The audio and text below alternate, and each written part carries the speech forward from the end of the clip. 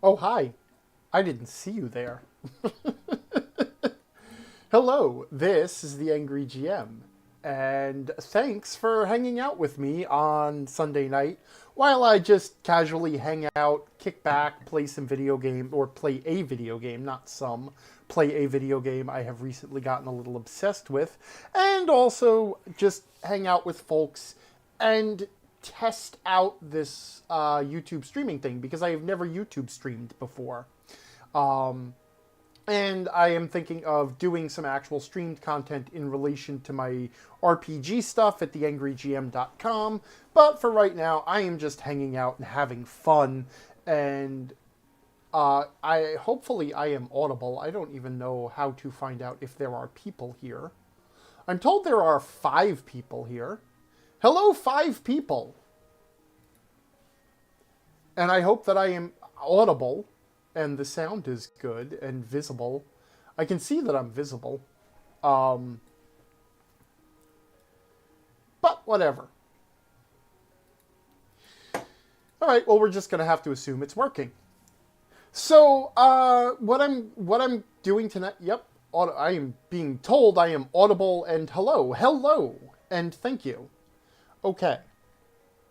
And so I have gotten into this Link to the Past randomizer thing, which I mentioned a bit in the live chat in my Discord, and then last weekend I think I hung out and played for a bit. Um, I and I really love this, but I have to say right off the bat for anybody who doesn't know this, I am not an expert at Link to the Past. I am not a speedrunner. I am not a glitch person. I am just someone who loves the game and has recently discovered a new way to enjoy it. And I have been playing mainly beginner seeds, and I have done them I think I've beaten 4 seeds. Um, and so, but I just figured that I would hang out and go through a random run tonight for anybody who wanted to hang out. And I do have the chat visible, so if anybody wants to chat.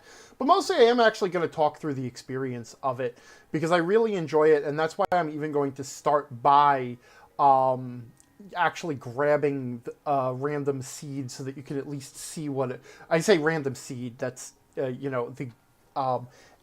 randomized version of the game is called a seed. It is generated randomly. And what the randomizer does, and I'm going to assume anybody who's hanging out at this point knows Link to the Past at least reasonably well. I'm not going to try and explain or describe the vanilla game at all. But instead, I'm going to assume that you know it, and I'm not going to... yeah. So, what this does, this randomizer thing, is it takes a copy of the game and it takes all of the contents of all of the treasure chests that are scattered about Hyrule, including in the dungeons, and shuffles all that shit around. So, whereas there might be a treasure chest in a random cave that has 20 rupees, it might contain the hookshot now, as the thing gets randomized. In addition to that, it also randomizes all of the heart pieces that are scattered around the map, all of the items that you see sitting out in the world, like the mushroom in the Lost Woods, and like the thing on top, the Book of Medora on top of the library shelf, all of that stuff is thrown into the randomizer blender, and even all of the full heart containers that you get from the bosses also thrown into the randomized blender, scrambled around, and so a boss might drop, instead of a full heart, he might drop 20 rupees, or he might drop the boomerang, or he could drop anything. Okay. In addition, and I should point out that the game, it uses a logic to make sure no item will ever be inaccessible. So, the hook shot will never be hidden in a chest that you can only reach with the hook shot, and stuff like that. You will always be able to reach items also, items will not be hidden such that because of other items they would become unreachable. So an item that you can only get with the hook shot, or the hook shot wouldn't be hidden in a chest that you can only get with the hammer if the hammer is hidden in a chest that you can only get with the hook shot and all of that. There is a very complex internal logic to how this thing works. In addition, each of the dungeons has their prizes at the end randomized. Of course, the 3 dungeons in the light world had pendants in the base game, and the 7 dungeons in the dark world have crystals.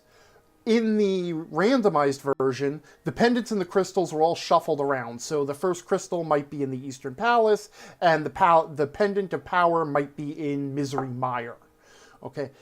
This is important because ultimately the goal is to gather all 7 crystals, gain access to Ganon's tower, defeat Aghanim on top of Ganon's tower, and then kill Ganon inside the pyramid. So the goal is to search through the world, get the items you need to get just the crystals, which means some dungeons may be optional, and then you get all the crystals, and then you go to Ganon's tower, beat Ganon, win the game. And the goal is to do it as efficiently as possible. Okay?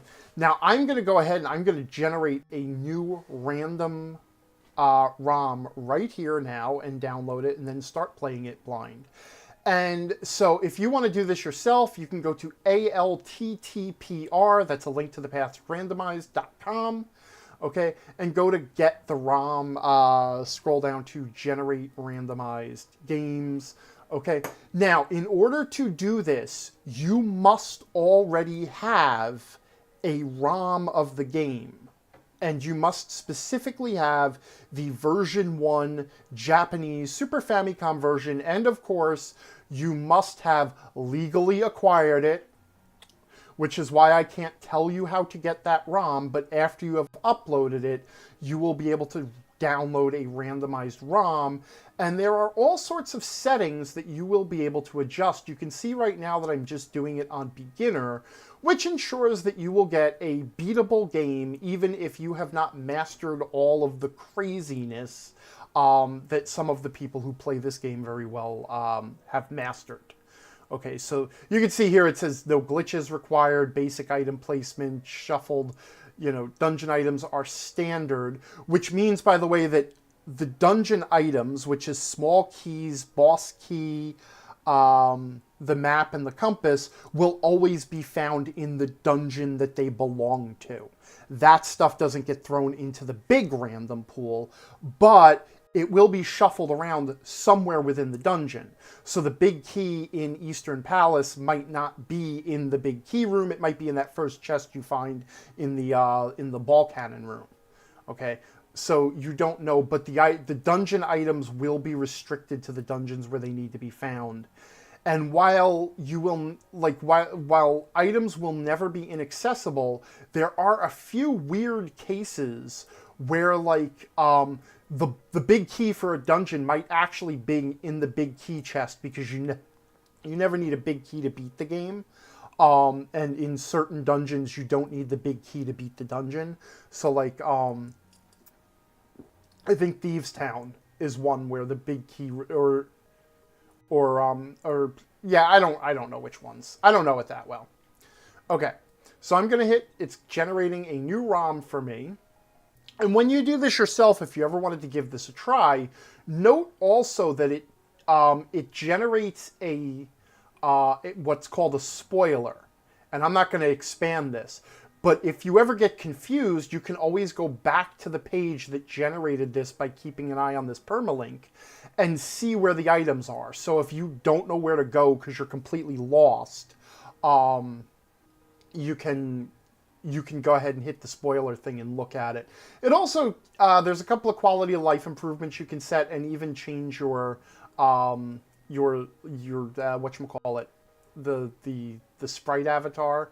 But I'm just going to leave this stuff as is, and I'm just going to save a new ROM, and then I'm going to go ahead and load it into my emulator, and then we're going to get started. Okay. Okay. And you can also see that in the upper right of your screen, you'll see that I also have a tracker. I am using a program called Emo Tracker, which is this automated program that will keep track of the locations you have visited and what you have found there. You can see it's got a map of Hyrule, along with all the items and key, all the stuff that's found in the dungeons. And the map shows green locations, which are chests that I can access with my current equipment. Red places are chests and dungeons that I can't access with my current equipment. Yellow ones are accessible through cheating. Orange ones are partially accessible, which means I can go some of the way through. And blue ones are places where I can see an item, but I can't get it. Like, for example, in the upper left of the light world, you can go into a cave and see what's hidden under the tree that the lumberjacks are cutting down before you actually go and get it. And that's an important thing to check because you might not need that item, and the only way to get into that tree is by killing Aghanim on top of Hyrule Castle, which isn't always necessary, which is optional unless you absolutely have to do it, either to get into the Dark World or because you need that item. Now, that said, I am not myself going to be looking at the tracker. I'm trying to do this without relying on the tracker, but I will be taking a few notes just to remember where stuff is. And I'm just going to go through and see how long this takes. And then I'll talk through some of the stuff as I'm doing it. So, and you can see, like, the folks who did it, they have also added a bunch of humorous random text to the game. Which is actually a lot of fun to read, but we're not going to be reading a whole lot of it, so we're just going to go ahead and get started here and create a new character. So, to get through this, what you need to understand is because of the way the thing randomizes everything, your goal is to gather as many chests as efficiently as possible until you can fully clear dungeons that you absolutely have to fully clear, and then go clear them, and then clear more chests. And it looks like my random tracker is not actually randomly tracking. So hold on a second while I troubleshoot what is wrong with my tracker. Okay, and now it is working. Okay, and now I will hide the tracker and not go back. So you can see that the way this ROM is set up is that it's still making me go through the introductory sequence. You can set it to skip that if you want to, but the beginner mode is going through this introductory sequence. And along this path, there are a number of opportunities for items. The first one being an item in Link's house, and you can see I got 3 bombs. And then after that, Link's uncle, instead of giving me the sword, is going to give me a random item. He has given me 300 rupees. But I do have the sword because one of the beginner setups is that you're assured of starting with a sword. Also, the text that Link's uncle utters as he walks out the door is random. It's different every time. And already you can see, okay, I've gotten the Master Sword now, which is pretty cool. I have a sword upgrade right off the bat. That'll make things a little bit easier. And I also found some bombs, because as you go through the opening sequence, it's to your advantage if you can get at least 1 bomb by the end of the sequence. Because underneath the graveyard, there are 3 chests that you can access in the sewer as you pass through. So that saves you the trouble of having to go back. Because remember, the goal is efficiency. So you're trying to avoid having to double back. you're trying to avoid doubling back as much as possible. You're also trying to avoid like dipping into a dungeon that you can't complete, so that you have to go back later. Um, you know, and as you discover items, it'll determine where you go.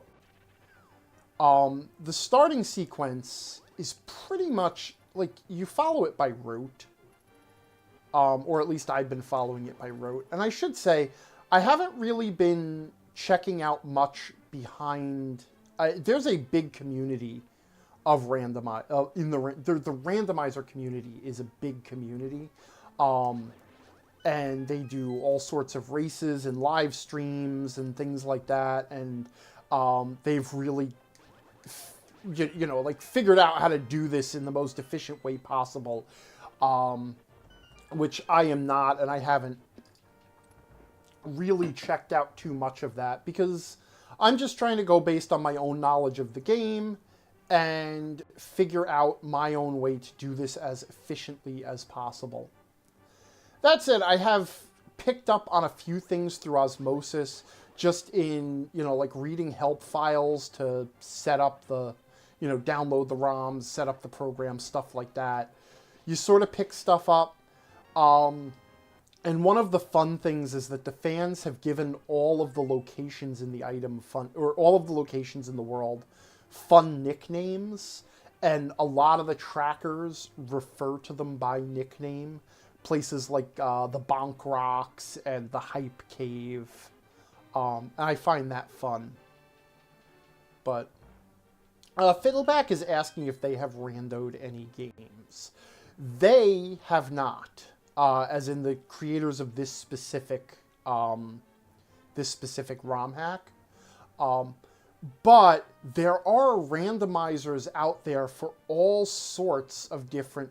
Hello, Jin Valimar? Jin Valimar? Jin Valimar. Hello, Jin Valimar.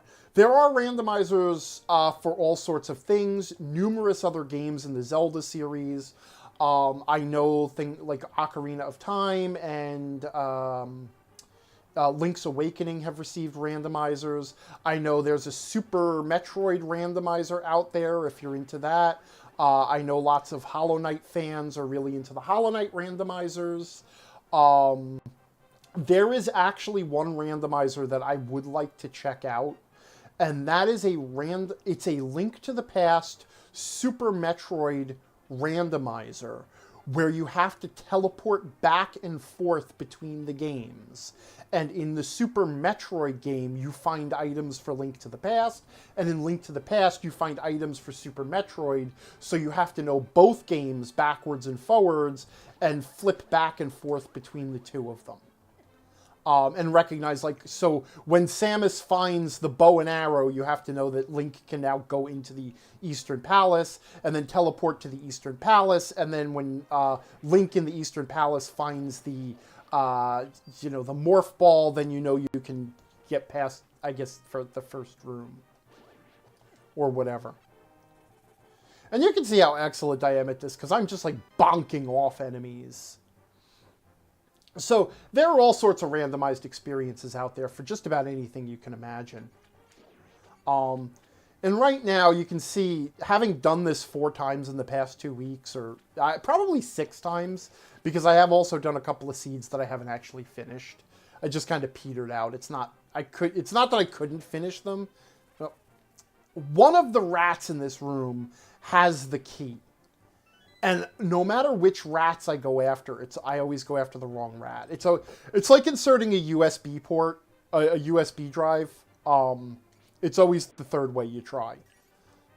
This is that room that I was talking about. Normally in the vanilla game, you would drop in from above through a secret room in the graveyard and then come back into this room. But there are 3 treasure chests down here, so you don't want to miss it. Another thing I try to do as I come out of the escape sequence is make sure that I have at least 100 rupees, because the bottle merchant in town, he doesn't sell you a bottle like he does in the base game, he sells you a random item. And one of the tricky things is that you never know where a vital item is going to be. So it could be the bottle merchant has the hook shot, and you can't beat the game without the hook shot. There's several dungeons you just can't beat without it. So you'll have to, you know, if you skip one of these random things because it's like, well, this is so out of the way, I don't want to go there, and then you find out much later in the playthrough, like, it's the only way you're going to proceed. I have to go back and get... I have to go back and get that one item that I skipped. The one item in the cave at the side of the desert. There are a few things also that I'm only vaguely aware... Whoops. I wasn't standing far enough away from him. Only vaguely aware of. One of them is this tree pull thing. There's something about it. It's a special thing in the randomizer. I have no idea what it means. Another is these little crabs. Their drop is random. Whereas in the base game, they always dropped rupees. Now they drop random items. Now, one of the things I'm going to do here is I am going to check and see what item is up on the ledge. And I can note that I never need to come back here because it's just 10 arrows. If there was a vital item on the ledge, I would have no choice but to defeat Aghanim, because defeating Aghanim is the switch that gets rid of those two tree-cutting elven guys. So, and then you can get under that tree and get that item. Okay. Now, there's two items here in the Lost Woods. One is what would normally be the mushroom, and here it's a quarter heart piece. And then the other item is in, in the thieves' hideout here.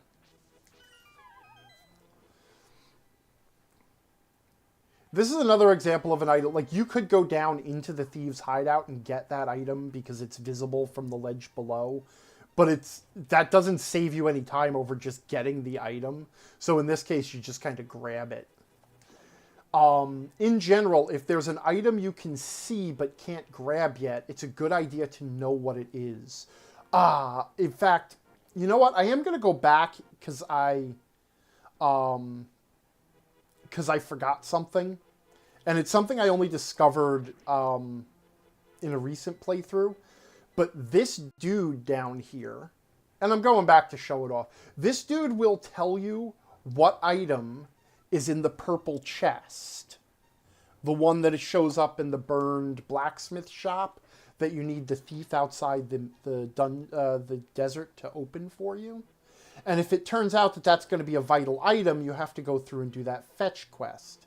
Now, he told me that the ether medallion is in there, and normally the ether medallion would be required to go into... Normally, the Ether Medallion would be required to enter Misery Mire, but the item requirements to get into Misery Mire and Turtle Rock are randomized as well. So it's always going to be one of the three medallions, but you never know which one it's going to be. Both of them could require Bombos, one could require Ether, and one could require Quake. You never know. So I might end up needing to go back, do that whole... the treasure chest treasure chest delivery quest. Now, geez, I got the upgraded sword, the hammer, and the power glove already down here.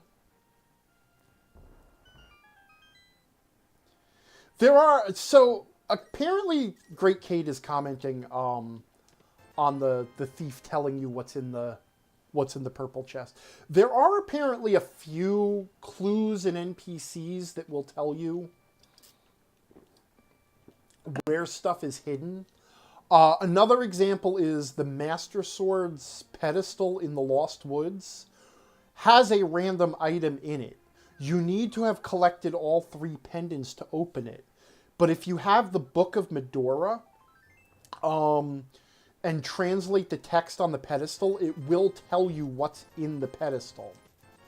Now, it's also cool that I have over 500 rupees already, which means if I get flippers, I'll probably go up and visit Zora. I'll probably go up and visit King Zora and see what he sells, because he, like the bottle merchant, sells a random item. He's not guaranteed to sell the flippers. But speaking of the merchant, we are going to go here. The merchant sold me 50 rupees for 100 rupees. Definitely a good deal. And then we'll go in here.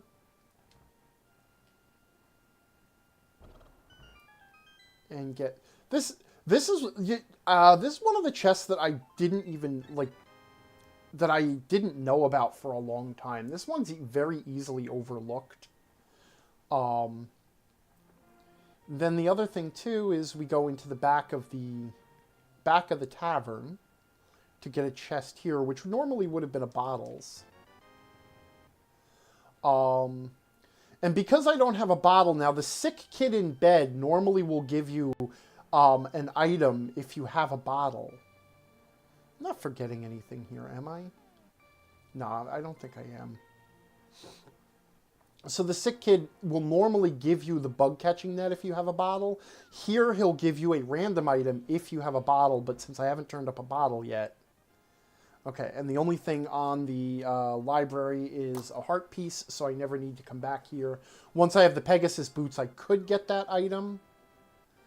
Now, the race game here, which you have to bomb through the wall, you can also see what item it is before you go through the race. I don't think it actually takes that much time to bomb the wall and then do the race. Like, the race takes less than 15 seconds if you succeed, so... But I don't think it takes that much time, so I don't feel like it's worth walking all the way there and then discovering it's something you need and walking back. Of course, the odds of it being something you need are pretty low, but nonetheless, I don't know. I kind of just do it out of habit. This is sort of the same way that I would run Link to the Past whenever I played it. Like, this is just the same way I would go through the game normally. And right now, again, I am just grabbing all of the items I can easily access with an efficient path. And then, in a little while, I'm going to stop, we're going to take stock, we're going to look at the map and see what treasures are hidden in the palaces or in the dungeons, and look at what items I have, and then I'll decide where to go from there. Okay. So, of course, we open the floodgate to drain the water. I'm actually curious about this. I'm going to waste just a second. I don't know how many people knew this, but in the base game, if you took one of these fish and saved it by throwing it in the water, it would give you rupees. So here, obviously, it gives you a random item. If you took the fish back to the bottle merchant, by the way, he would also give you, I think he would give you 100 rupees for it. I was just curious if he actually did anything, so I'm guessing it just gives you a random prize. 10 arrows, woohoo. Okay. Okay.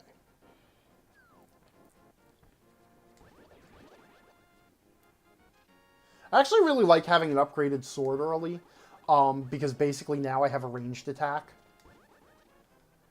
Because, you know, one of the things I've realized in playing a few of these seeds now, if you're stuck with the base sword for a while, man, that sword sucks. It has no reach.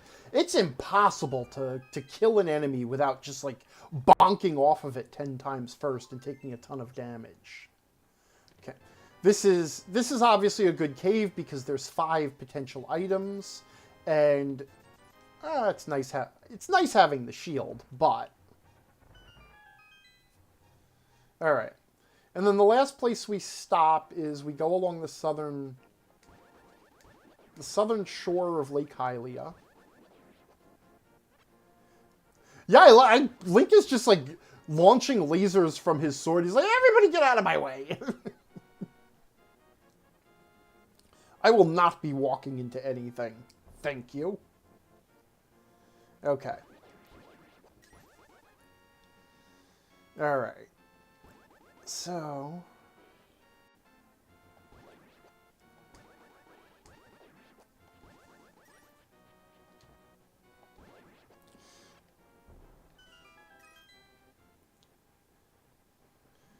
right, let's see what we got here. And then we're going to step outside, we're going to take stock, and then decide where we have to go. The Moon Pearl. That makes the decision very easy. Okay. So I am going to do a quick map check. And we're going to see. So the Eastern Palace has a pendant. So I probably will never have to do the Eastern Palace. But the Desert Palace and the Tower of Hera both have crystals. And the Tower of Hera has a special crystal because it is I think the fourth and the fifth crystals after you clear them. In the base game, you can get into the Fat Fairy's fountain and upgrade your sword and upgrade the arrows because you can get the super bomb. But what we're going to do, since I have the hammer and the mitt and the moon pearl, is I am going to save and quit. We're going to go back to the sanctuary. Because I really don't have what I need to complete any dungeon yet. But what I do have is the stuff I need to access the Dark World. And getting into the Dark World early is good because just like I ran through that whole path and banged out a whole bunch of chests just on this one efficient route, there's also a whole bunch of accessible chests in the Dark World. And there's at least one dungeon you can do with nothing. So we're going to go and use the Dark World portal here. And because I only have the Power Glove, I don't have the Titan's Mitt, I have to go the long way around. But we're going to go use that Dark World portal, and then we're going to go to Thieves Town.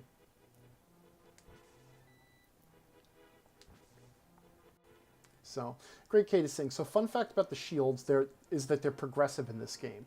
Yeah, so the shields are progressive. Same with the swords.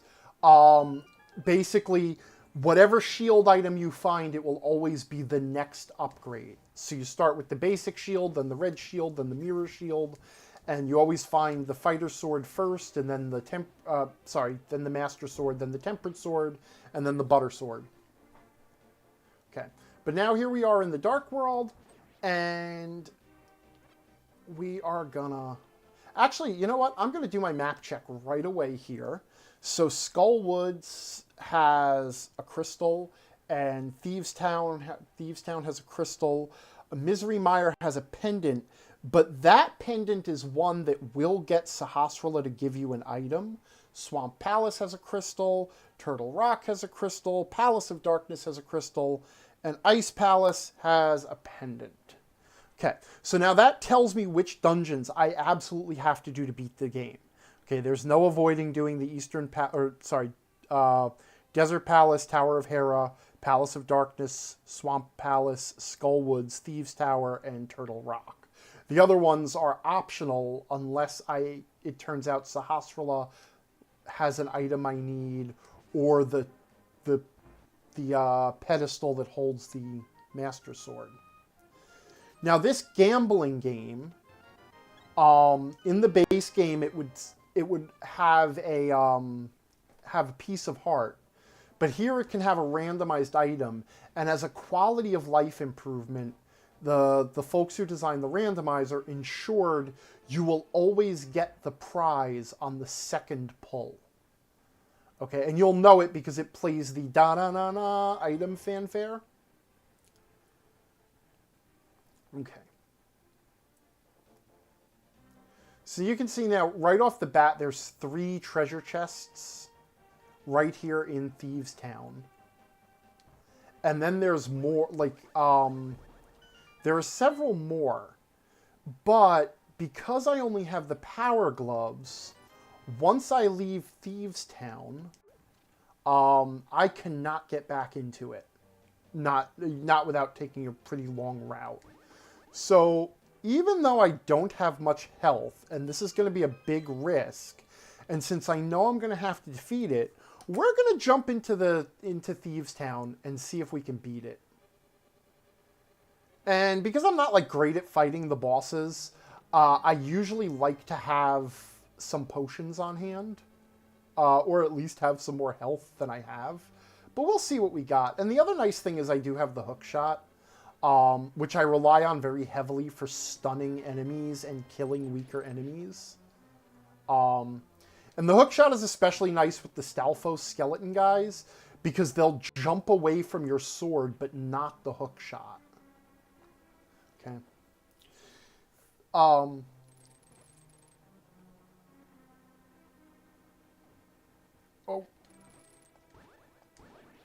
wow, I narrowly avoided that guy. So, Thieves Town is, once you have access to the Dark World, Thieves Town is one of the dungeons you can pretty much always complete. The only issue is that the big chest, is hidden behind hammer pegs. So if you don't have the hammer, you won't be able to open the big chest.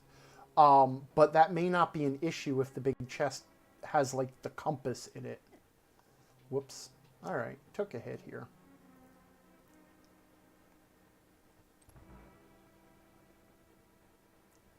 Yeah, so, whoops.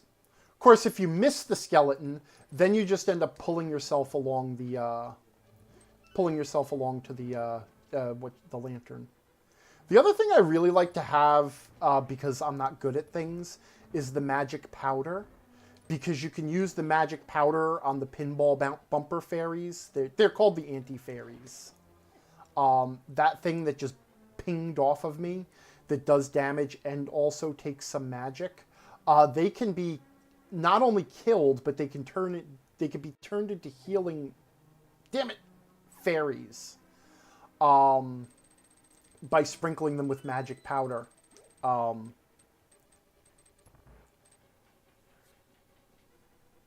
If I don't beat blind and die here, then I'm just going to move on to greener pastures and then come back for them when I have a bit more health.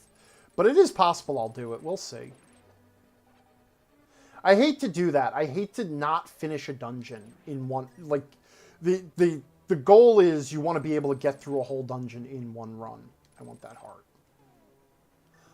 Also, I still can't get over the instinct of picking up every pot and killing every foe.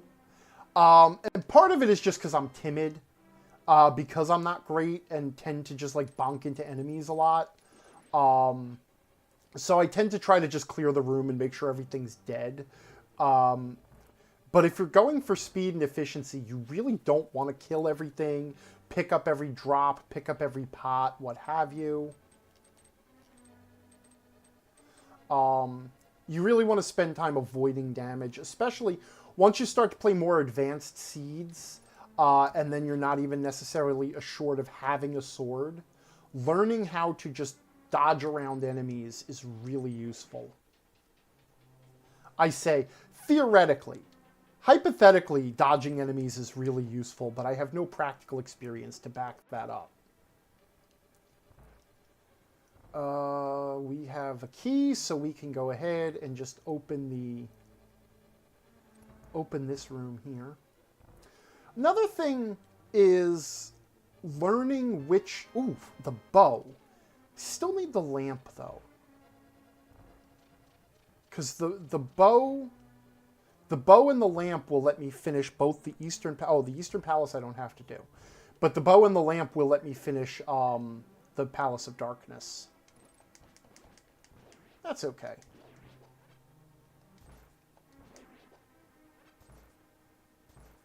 Okay, we'll get the maiden. So yeah, one of the things is learning which rooms in the dungeons are totally optional. And also learning that...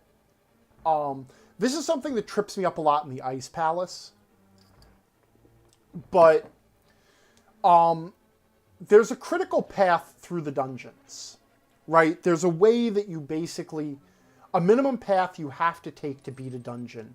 And the dungeons are designed around those critical paths. See, I really didn't need to go there and get that item, but I did. But you don't necessarily have to follow that route. You can end up finding a key, you know, that'll let you shortcut. All right. I'm going to have to start channeling being... Okay, that's fine. Okay, we will come back to Thieves Town. I don't mind. Just because I know that I'm not going to be able to finish him off with this little health and without any healing items, because I kind of suck at things. Or at least the red shield. That's the other problem. The red shield blocks his little beam attacks. Also, I need to remember now that I have the Pegasus boots, and so that I can zip around a little bit, which is great, because then I can bonk into enemies and bonk off walls and lose time much more efficiently, which is what I tend to do. I also don't have the magic mirror yet, so the only way for me to go back to the light world is to save and quit. Like with the gambling treasure chest game, this item, there is a random item hidden in this field, and just to make things easier on randomizers, it is guaranteed to show up within, I think, 30 digs. There it was. You could hear the magic sound, and the Link held it up over his head, so that was the random item. So when you save and quit in the Dark World, if you have not beaten Aghanim, you will be returned to the Light World. Whereas after you have beaten Aghanim, you will instead go to the top of the Golden Pyramid. Okay, that's the I think the name for that treasure is Stumpy. That's what the fans call him. Of course, he would give you the shovel and ask you to go back and dig up his flute.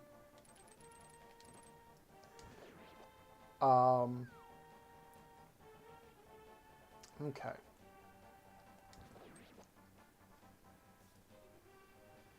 All right. So, really hoping... I'd really like to find the lamp here. So now this is the last really good item on the whole that Dark World initial routing path. And there we go. I have the lamp. So that tells me now that next stop, Eastern Palace. In the Eastern Palace, I feel a little bit more confident in my ability to beat with limited health. That said, since I'm going in that direction anyway, I might just bop up to the pyramid and just see. There is one item on the side of the pyramid. No, because if I need to go there, I'll also have to go there for the Fat Fairies items. So we'll just skip it for now. We're gonna go and try and beat the Eastern Palace. I should be able to do it. I'm not that starved for health, but I would really like a tunic upgrade too.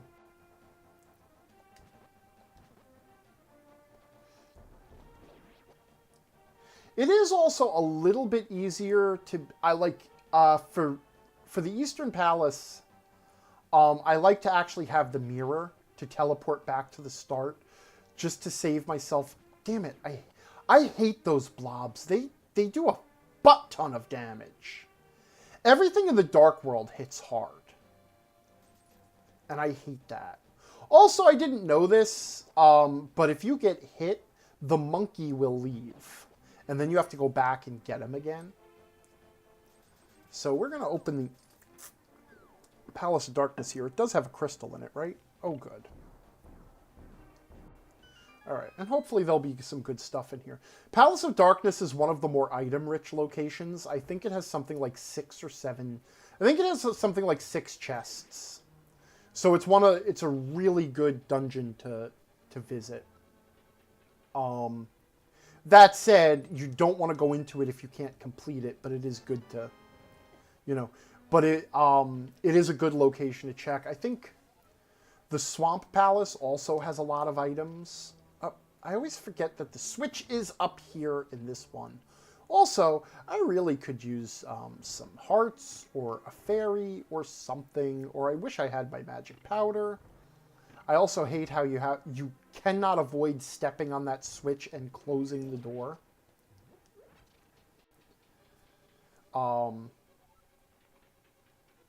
This is another place I wish I had my magic powder, because then those anti-fairies are just free health. Also, these tiles,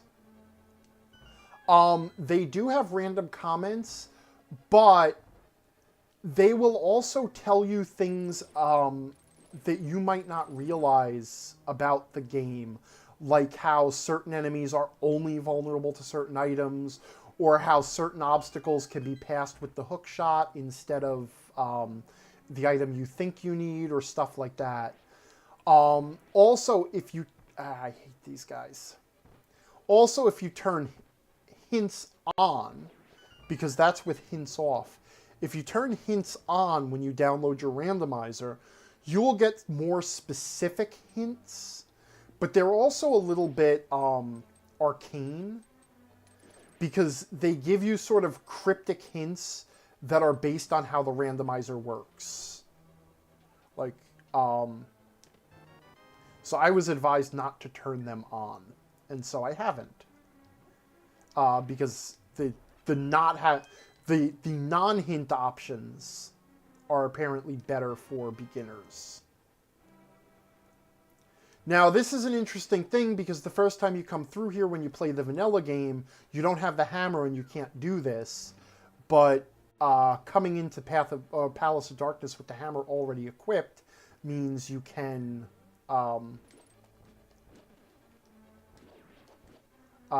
whack that, or, you know, cut through this way instead of having to go all the way back. Okay, and that means we can then, since I have enough keys, come around from this side and then drop down into this pit.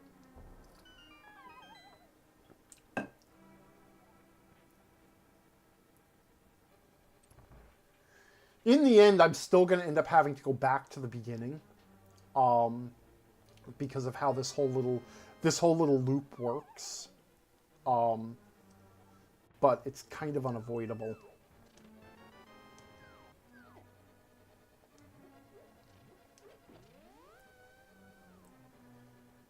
Because, yeah, see, now I'm back here at the beginning. But that's okay. As another quality of life improvement, the randomizer folks did include a mod that allows you to switch items with the L and the R buttons. So early in the game, when you don't have many items, it's pretty easy to scroll through your items. But once you get a lot of items in the late game, it can be a nightmare finding the item you want like that. So now we come through this way, and this is the way you would normally go. This is what I was saying about the whole critical path thing. Like, if you were playing the game the normal way, you know, the vanilla game, then the critical path would have demanded that that's the... Ah! Damn it. And then the bridge started to collapse. I should just be dashing. Ah! Still not good. Do I have the big key yet? I don't have the big key. There's no sense in going that way yet, because I can't open the big chest. But there's 3 treasures here. 1 there. 4 treasures here. Because there's 2 treasures down here, and then that treasure that was in the room above, and hopefully one of them is going to be the big key. Really wish I could heal.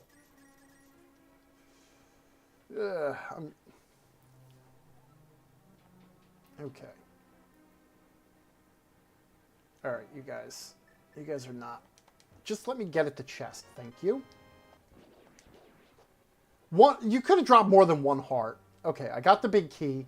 We're going to go back to the big chest room, and then we'll go forward through the locked door, and then we should be able to beat this dungeon.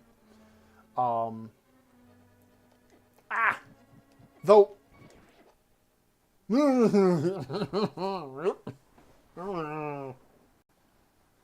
Okay. I'm really glad I did find some good items when I started the game, but at the same time I wish I had found a few more health pickups or a tunic for defense.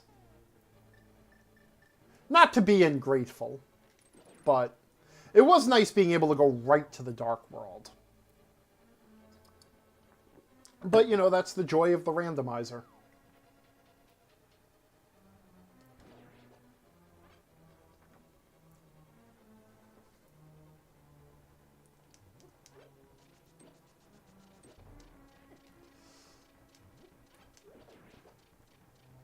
Okay, let's not get ourselves killed by any fire-breathing dinosaurs here.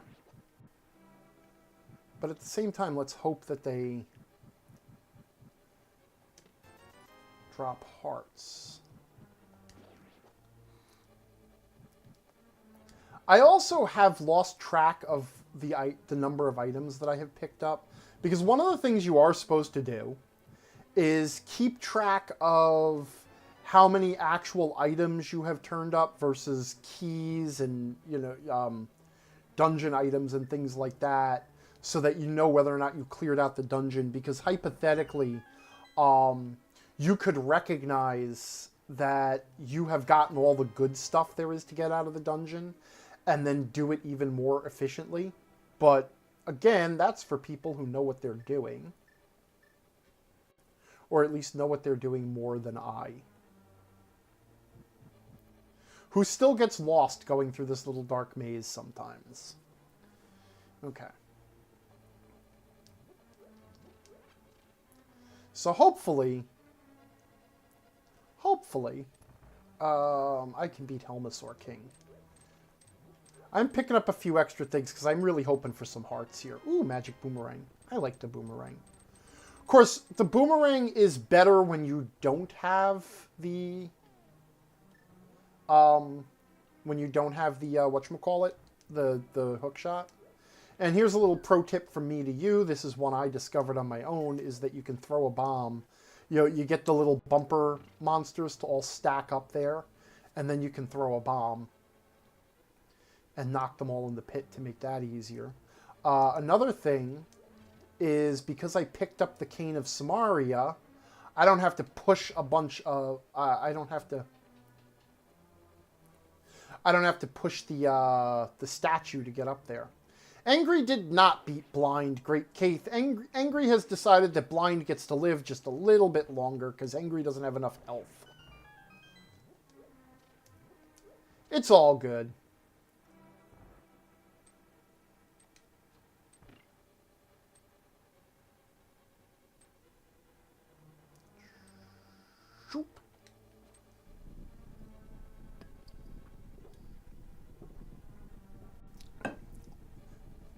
Worst comes to worst, now that I have the lamp and the magic mirror, and the hammer and the hook shot, so our next destination is Death Mountain and the Tower of Hera, and a butt ton of items that are located on Death Mountain. At least in the light world. I can't get all the items in the dark world version of Death Mountain just yet, because I need the Titan mitts.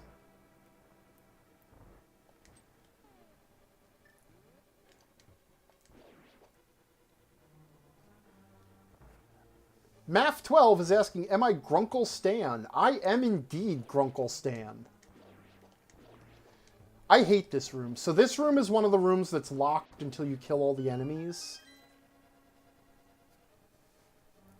And I absolutely hate the little turtle guys. Alright. Honestly, I hate using the hammer. The hammer is such a short-range item, which is why I never beat... I never beat the Helmasaur King with the hammer. Because this guy, he comes in two phases. First, you have to break his mask off his face, which you can do with the hammer, or you can do it by chucking bombs at the guy. Alright, I don't have enough hearts to be bad at this, so I have to pretend that I can actually handle this and not take damage. Ooh.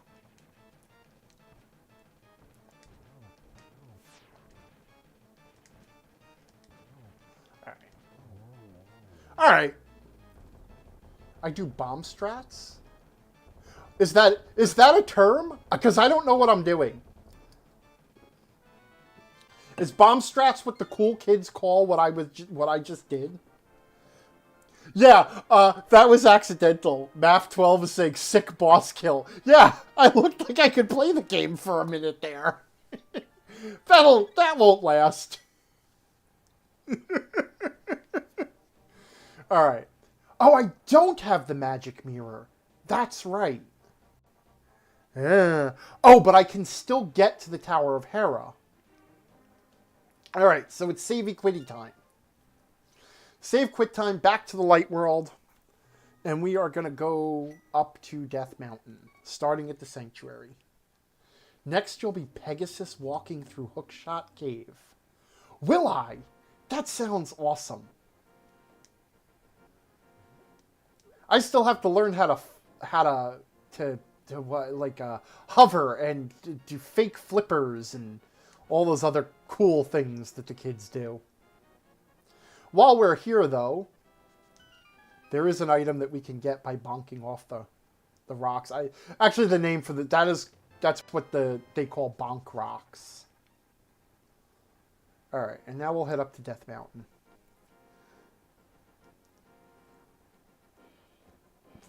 And you can all see. I have a lot of trouble with the crows or ravens or whatever the hell they are. So I'm just gonna. Those guys could just hang out there. You guys are fine there. You just have fun in your little tree. I'm not gonna bother you. You don't bother me. Okay.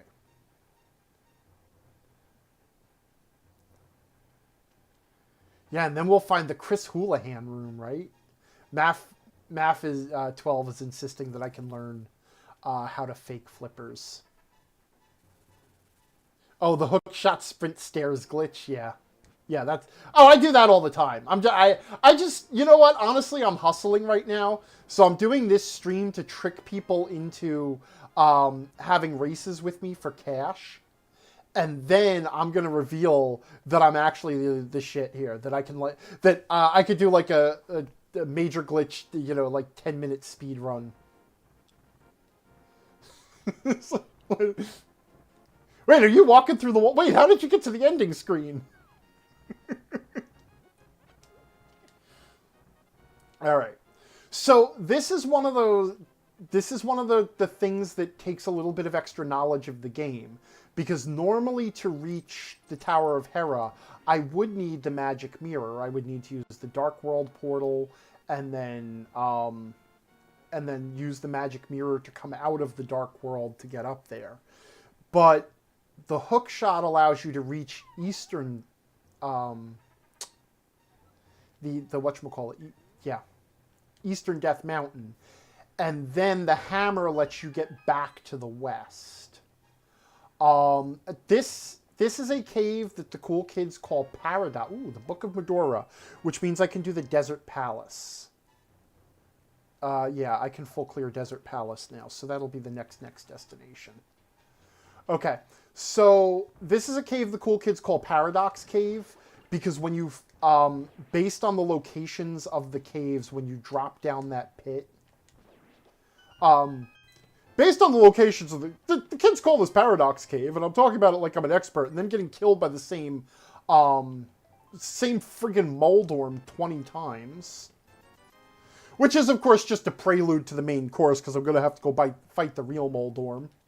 And after my excellent showing with the Helmasaur King, I'm going to get knocked off the ledge by the Moldorm 70 times. No. And then I get confused about how to get out of here.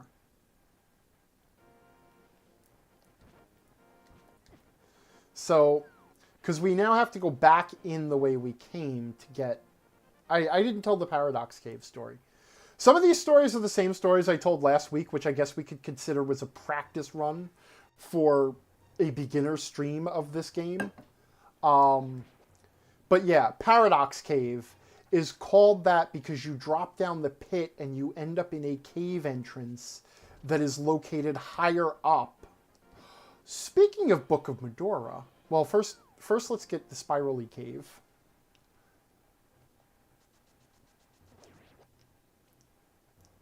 Because there's one item here. So now I have, climbed to the top of Death Mountain 4 times.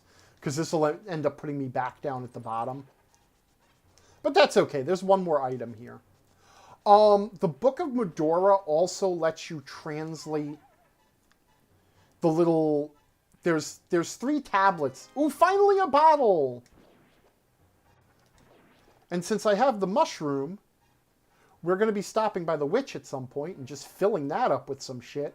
Oh, and then I got blind. As long as I can take out a bottle of blue Kool-Aid and swig it in the middle of the fight, blind is no problem. That was the wrong way. That was not the correct direction. There is a trick that the cool kids use where you can set a bomb to blast yourself across the pit. That pit, I pointed at it. Like that pit there. I'm pointing at it so you all can see. The pit that I just walked past, rather than having to come back out and then go to the different cave entrance, you can set a bomb and blast yourself across the pit so as to save yourself the walk. And my fairy flew away.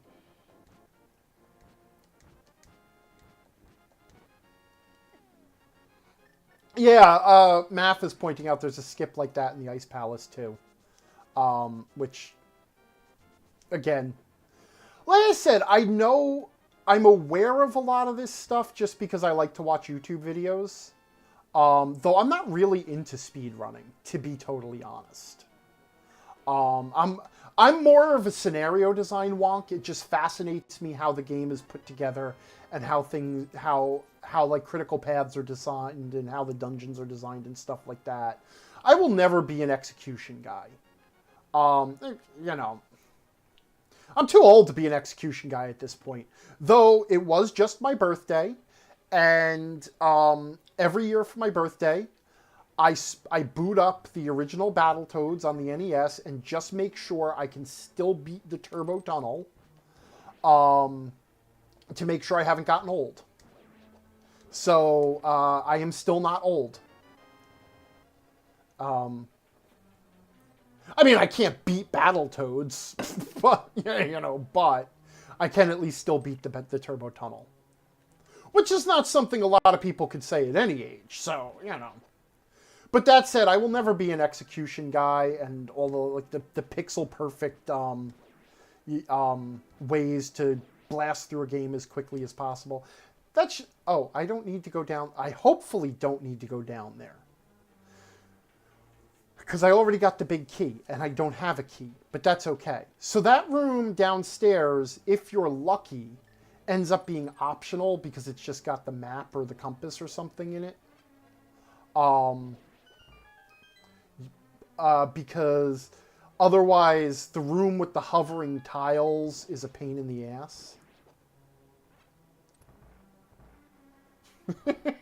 Just Junk said, clearing Tomb of Horrors by mining around with the dwarves to the end is my favorite speedrun. Yeah, you just bring a bunch of picks and mattocks and you dig right into the true Acererak's chamber at the end. He's just sitting there on his tomb, being evil.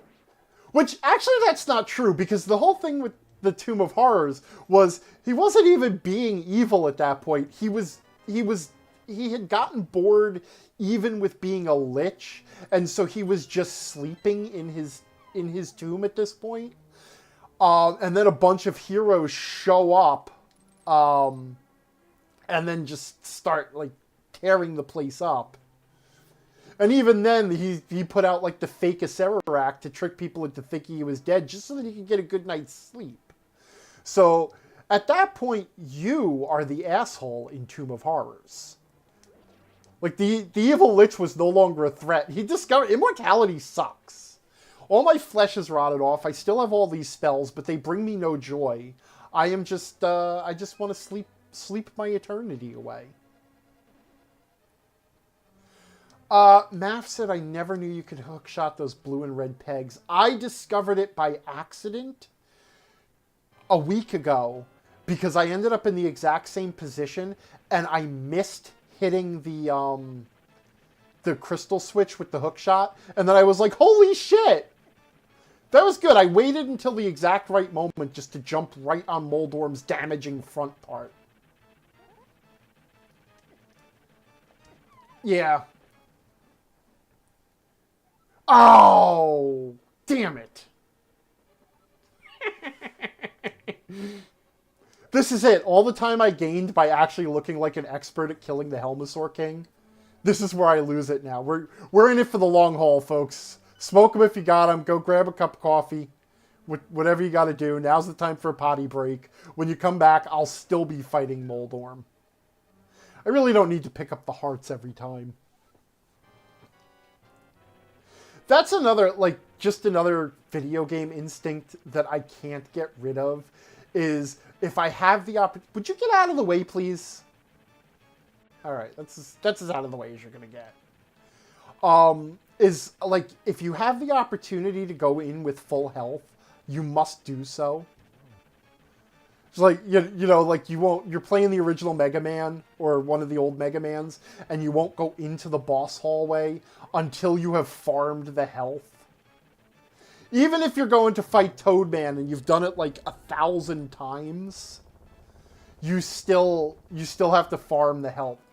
Shit, I gotta go to the basement and figure out what item was in there. Great Kate is offering a pro tip for Moldorm if you want it. Yeah, go for it. What do we got? What's the secret? Alright, but I gotta go into the basement now and find out what that one item there is. Like, probably it's junk, but at the same time, if it's not junk, I'm gonna be really upset if I have to come back out there. Wait, Great Kate is saying, never mind, you got this? No, I really want to... I do want to hear the pro tip, though. I keep forgetting that the stream is a little behind what I'm doing now. So, like, I just saw O-Dog say, get up, move faster, and I'm already in the basement tile room. And I suck at these, too. I swear they have some sort of weird tracking that like, I know they fly straight. No, they don't. They do curve a little bit. Do they curve a little bit? I don't know. Oh, forget it. Kate's not giving me the tip. That's fine. I didn't need your tip anyway. I beat Moldorm. It only took me 2 tries.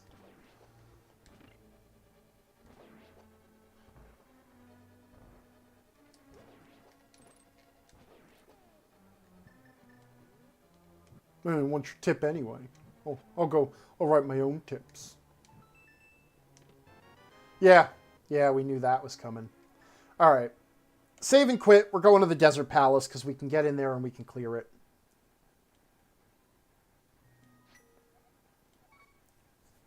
The saving and quitting thing, honestly, it is another thing that goes against the fiber of my being. Like, it feels so save scummy. Like, it, you know, like, it's just like this, it's icky. And I realize that I'm, you know, the whole point of this is that I'm going for efficiency. And so it is the smartest way to do it.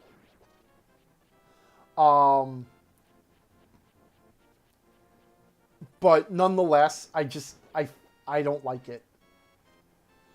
So I was reading Great Kate's tip. So apparently if you charge your sword up and hold position, and position yourself between Moldorm and the pit, the game actually gives you a little bit of leniency on whether you fall.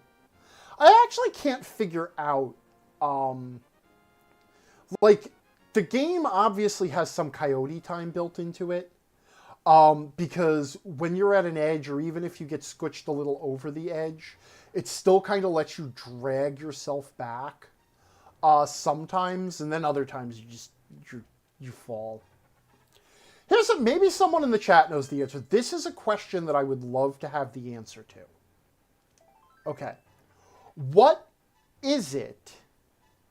So let me explain, because maybe somebody knows this. So you give the witch the mushroom. She says, "Come back later, and I'll have mixed you up some magic powder." Then you go inside, and the apprentice has magic powder for you sometime later. What is it that forces her to reload? That forces the magic powder to load once you have given the item? Because it's not just walking out and walking back in again. But it's not as simple as transitioning to a different screen, but you also don't have to save and quit. So what is the trigger that makes it, it's the number of screen transitions. I'd love to know what that number is. Because, you know what? Because for this stupid randomized shit, that's a non-trivial question. Because if you're going to get that item, you need to know how quickly... Well, what throws me off with the black... Because Math is saying it's the same with upgrading the blacksmith. But what throws me off is with upgrading the blacksmith, in the randomized version, all you have to do is walk out and walk back in again. But that's not enough, and I don't think it was that simple in the base game, but now I don't remember. Anywho. So here we are now at Desert Palace. There is a crystal here, so it's worth doing. And we can full clear it. We needed the Book of Medora to get in. Though we could also have gotten in if we had the Titan's Mitt and the mirror and the flute. I wish I had my flute. My flute makes me makes it a lot easier for me to fill up on potions.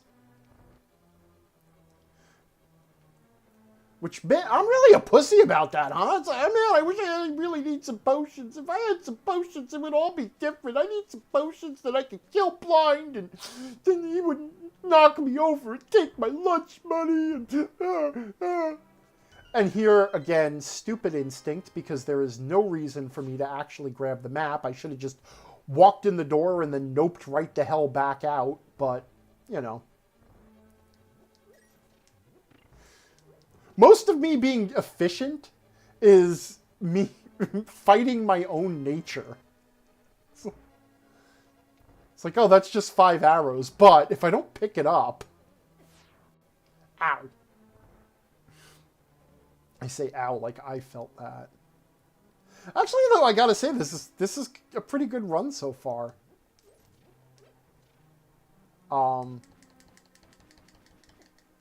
Yeah, that was great too.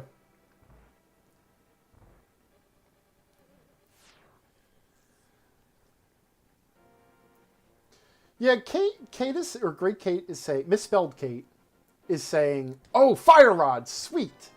So after we take out blind, then the next thing is we can go die to the Mothula. Right?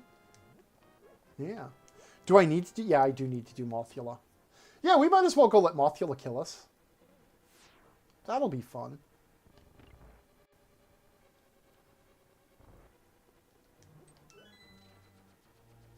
Nope, not today, fellas. Aaron Dury is saying, didn't Link have a, or Link quote, yeah, Grunkle did have a red fez on, but I found the blue tunic, which is the armor upgrade, and that changes Grunkle hat color.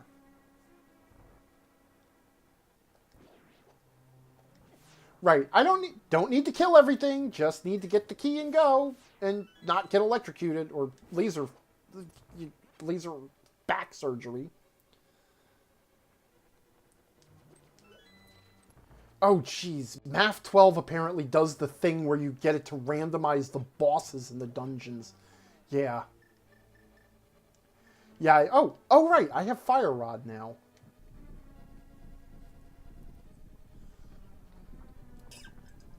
Anyway, Great Kate is saying, expressing a preference to fairies to potions. The reason I like to have the potions is because it seems really easy. I should probably pay attention to what I'm doing here. It's really easy to get a lot of money in this game, and so I tend to just fill up on blue potions so that I have both the as much health as I want and as much money, as much magic as I want. And I'm pretty good at like hitting the pause button. I should probably pay attention, but I am pretty good at hitting the pause button, and then just jamming on the Y button in the last desperate moment before I die.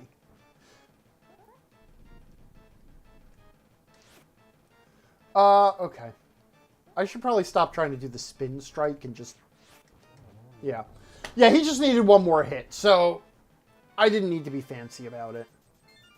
Alright, so that's Desert Palace done.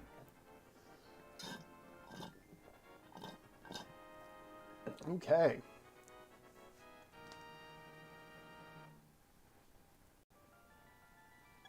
Speaking of Mossula, there's a fun glitch where you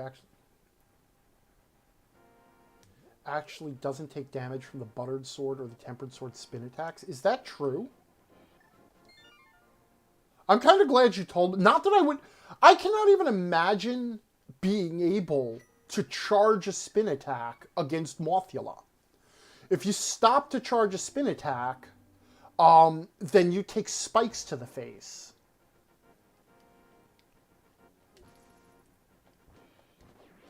Still haven't found the mirror yet. There's a couple of items that, like I have vital items, but there's some items that I'm really just waiting on here. Oh yeah, Math is saying I would not bother with the sword if you have the fire rod. Generally, I will, I will flash fry Mothula unless I run out of magic or he gets too close, and then I just start panic swinging. That's my preferred strategy for him is panic and cry, which I find to be reasonably effective.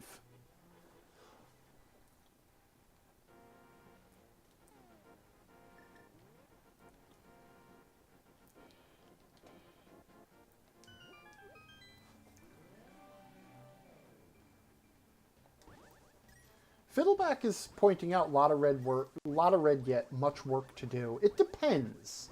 Because remember, the goal isn't to check every item in the game, it's just to have the vital stuff you need. Like, I'm about to clear I'm going to be left with just 2 crystal dungeons when I'm done with what I'm doing now. So, you know... Alright. Do I have to rescue the maiden again? Yeah, I probably have to, do I? She's not... I don't know. It seems weird that I've never done this, but if you leave or die and then come back, is she still in there, or do you have to... I guess I'll find out. Also, I got lost. That's a question to worry about. Jesus. Oh yeah, I got blind. Oh, I forgot to stop and get a potion. I'm really screwed. There's a shop at the bottom of or at the side of of Thieves Town. Well, maybe having the blue tunic will be just enough. Maybe you'll drop a heart. Thanks, jerk. Oh, he's just like, hello.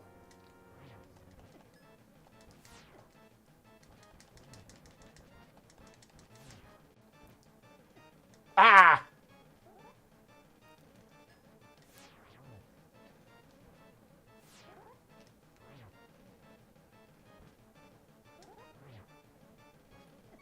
Ah.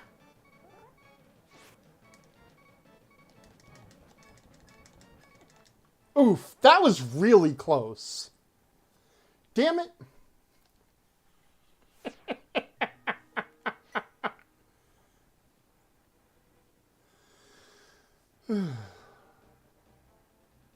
Alright. Gonna let the bee out of the bottle. I'm just gonna go... I'm gonna buy a red potion, and we're just gonna do it the easy way.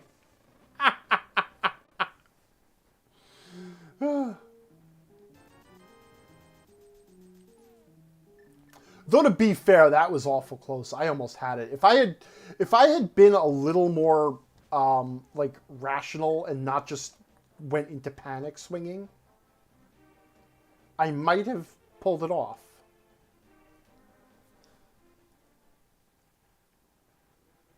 All right. Well, whatever. Well, whatever. Third time's the charm, right? But let's see if we can, like, wander through this place without getting hit by literally every horse-headed fire-breathing dude. Or just, like, trying to get hit by Stalfos. I'm, like, weirdly aware of the creatures' names, by the way. Like, I know Stalfos and Keese or Kessie and all the names, and then I get to, like, horse-headed fire dude. But then, sometimes it's just more fun to make up your own names anyway.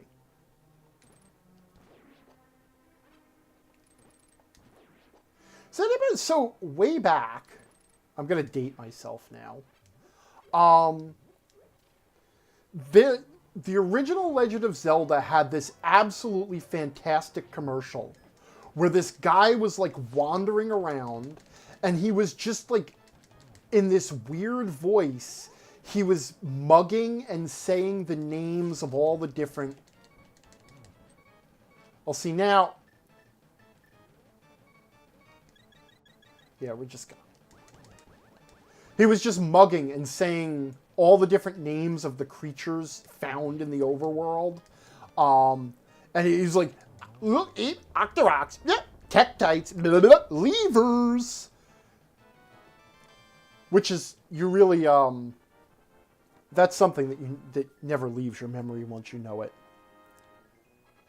Okay, so that's Thieves' Town. Is there anything in-game that gives the name of the creatures? Except for, like, 1 or 2 lines of dialogue for the occasional boss, no. Like, you know it's Blind the Thief because the name is given. Presumably, probably look back. I'm curious now what might have appeared in the manual. Because, you know, this was back in the day when you bought a video game, it came with it folded up wads of paper that actually contained the tutorials for the game. Blind takes the same damage no matter your sword level and the same damage from spin attacks. Do you know, I actually use the spin attacks against Blind just because I find them a little bit easier. Though, also the wailing on him thing does work. But, clearly. Alright. So what... I hate this bush. So I've gotten more efficient at doing Skull Woods because I realized that the room under that one pit that I didn't fall in is always... It has to be a key by the game's logic. So there's no point in checking that treasure chest. However, you might have to check it anyway if you don't turn up a key in that treasure chest or this next one that I'm coming on. But sometimes you get lucky and you don't have to go in that one pit. But see, now I have to because I don't have a key, but I do already have the boss key, which is nice. Whoops. See what I mean there? There was the coyote time thing was definitely happening there where I was able to scooch back onto the ledge.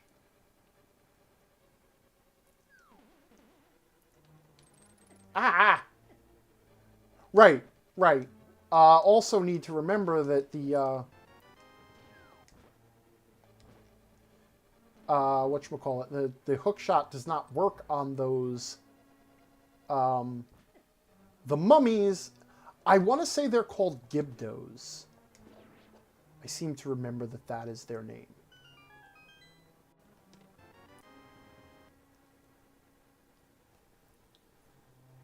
Okay, and now, though, to get at the big chest... Ow. Okay.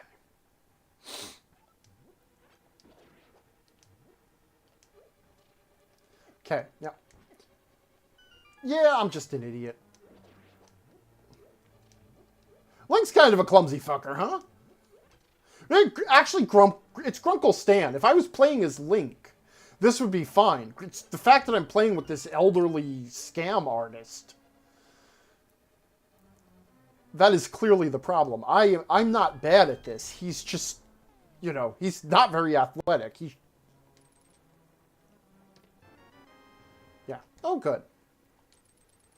Okay. Alrighty.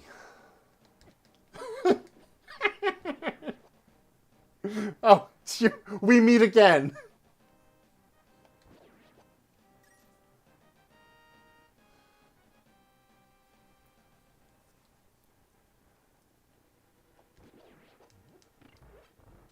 Right, and here's another place where having the Cane of Samaria just saves me a little bit of time. Shit! I didn't move quite.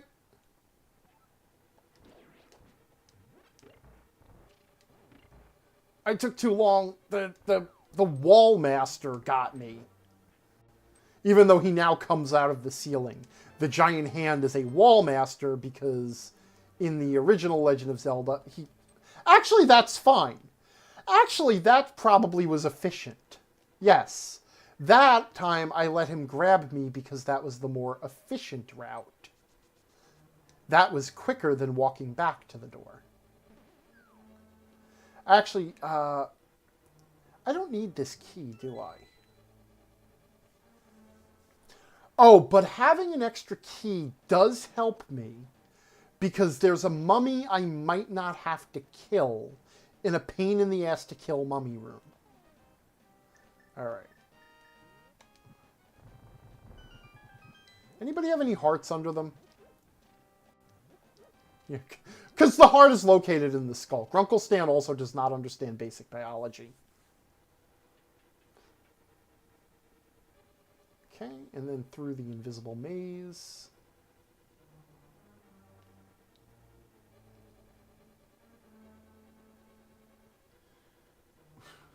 Grunkle Stan got hit hard by the aging debuffs in 3.5. Certainly did.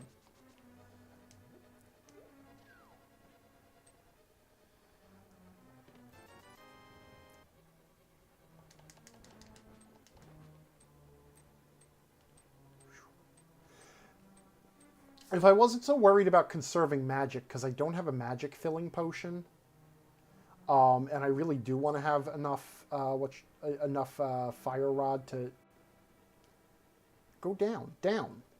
Yeah. Down. What am I not?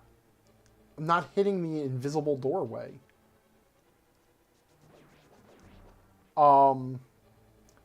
So I'm trying not to use magic. Otherwise, I could just set fire to the mummies, and that would be easier.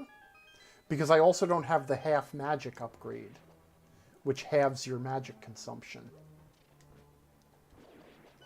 which you normally get in the Bat Cave. Yeah, okay.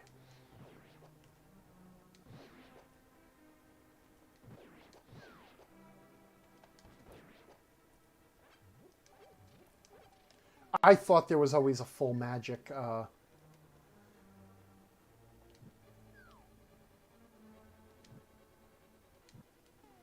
I only switched to the lantern to save magic. Alright, now Mothula is going to be a bit of a pain here. But this is the room where I hate having to kill that mummy, and so having an extra key is nice. Magic? Arrows. Alright. Let's see how this goes. This is not going to go well.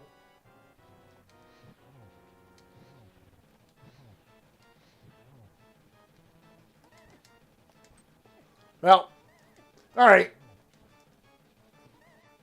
Now I'm stuck using a sword in a moth fight.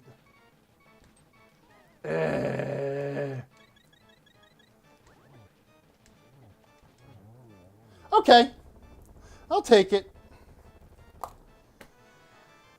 All right.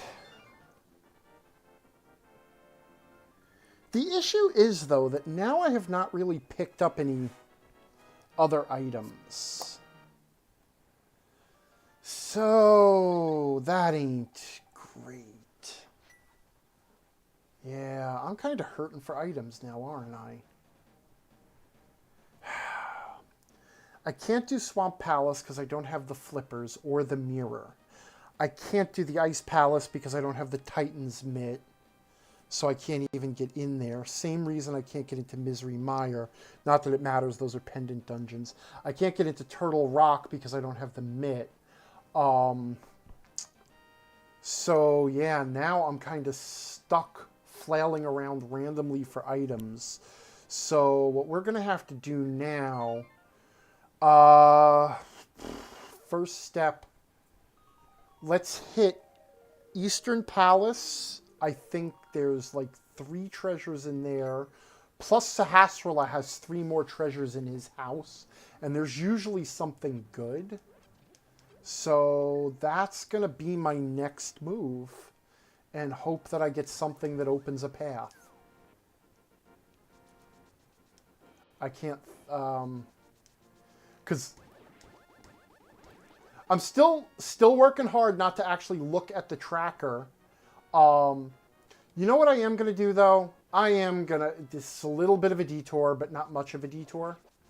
But I am going to run up to the witch's hut.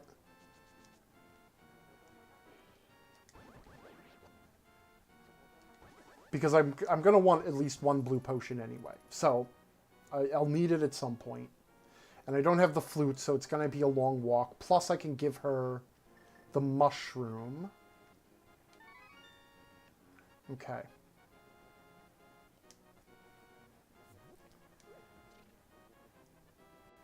And then I'm told, what, 2 screen transitions? I wonder if it's worth seeing what King Zora has, and also seeing what's up on the ledge. This is a little out of the way. Let's go buy King Zora's item. Worst case scenario, it's a wasted trip, but I can also at least see what's on King Zora's ledge, and then we'll go back, we'll get whatever my mushroom... I'll just keep jumping in the water. That's a good plan. We'll go... Okay, the ledge is just... Yeah, I'm a derp.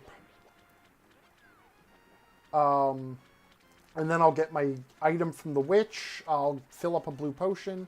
And then we'll go...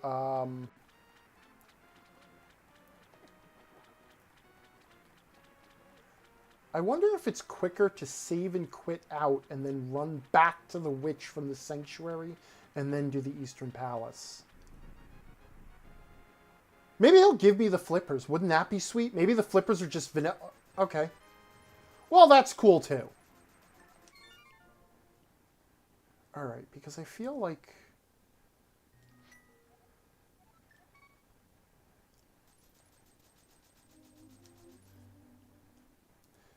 See, and this is where the, like, I really enjoy the randomizer, is not so much in trying to execute a really good run as it is just in me trying to figure out the most efficient way to do things and then solve the puzzle of, well, shit, where can I go now?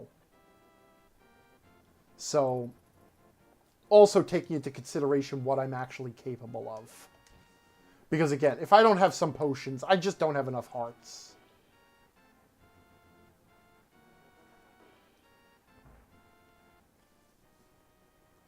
Great. Glad I came for that. But at least this, plus fill up my hearts. Okay, Eastern Palace time. Eastern Palace and Sahasrahla, there's 6 items.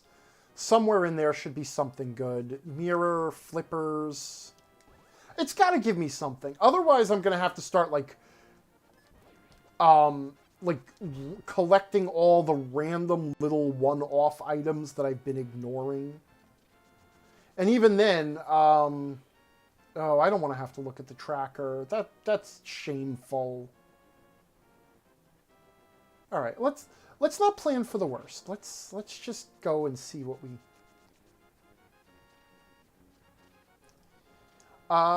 Healing potions, they taste like honey.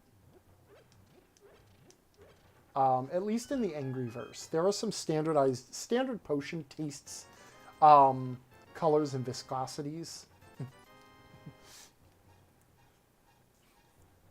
Let's see. Red potions taste like Dayquil, and green potions taste like NyQuil. I was really hoping there would be something actually good in there, but there wasn't. And I actually wasn't quite paying... Oh, I got the Quake Medallion. I might get lucky. That might be what I need to get into Turtle Rock, because I'm going to have to go to Turtle Rock. I'm hoping it's not the Ether, because then I got to do the purple chest thing. The Angryverse is dead. But there are certain things that transcend universes, and like the colors of potions is one of them. Now, here is the trick. I'm going to have to be smart here. If the boss does not... No, okay. No.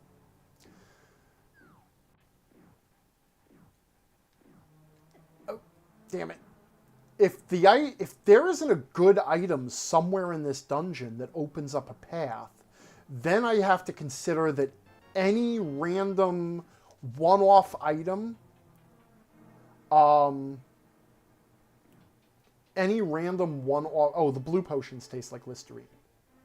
Any random one-off item could be vital at this point, which means since I'm here anyway, there is a chance that I might have to finish the stupid pendant dungeons and get whatever the Master Sword might have. That was good too. So in which case, since I'm here anyway, it doesn't take any extra time, or it doesn't take much extra time to actually kill the Armos Knights. So even if they're optional, I might just go ahead and kill them. But still, even so, something in here has got to open a path. I can't be that screwed.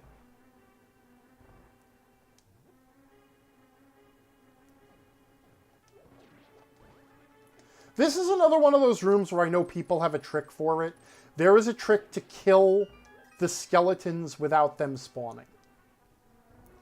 There is a specific tile in the room where if you step on it, it causes the skeletons to spawn. But there are two invisible skeletons already in position that you can kill by throwing pots at them. Okay, well, plenty of hearts, but this isn't...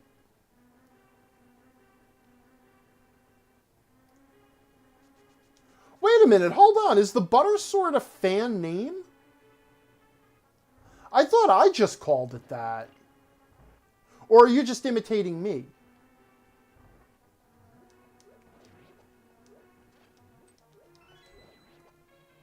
Did I need this key? I don't even know.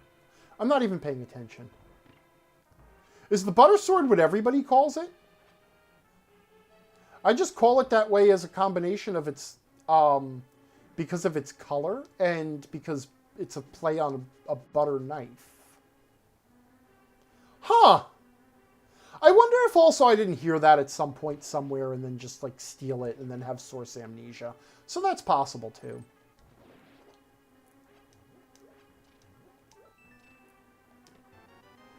Well, now at least I have my magic powder that I was complaining about. But this really sucks now. Oh.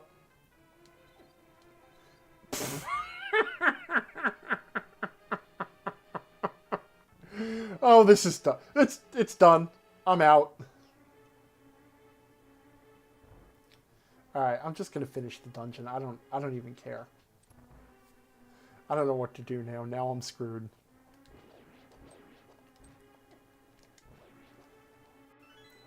Though the way I'm going, I'm not going to finish the dungeon. The dungeon's going to finish me.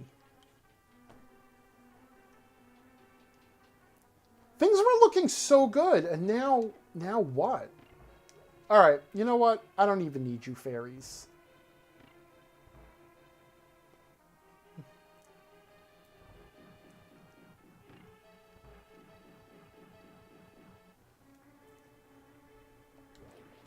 See, I can do some things that look like I actually know what I'm doing.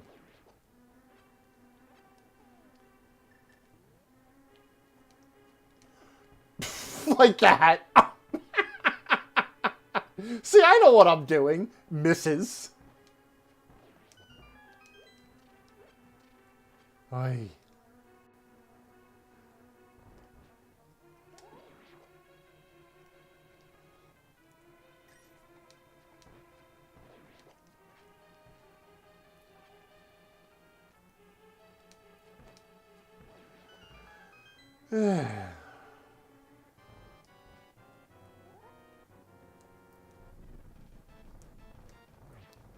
Unless I'm mistaken also that the Butter Sword does not do any extra damage with a spin attack.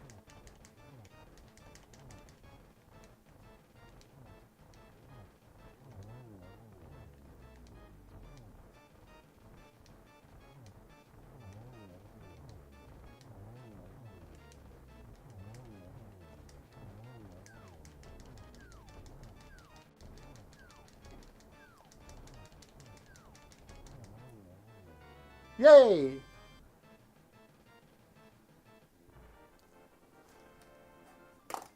Hell, now what?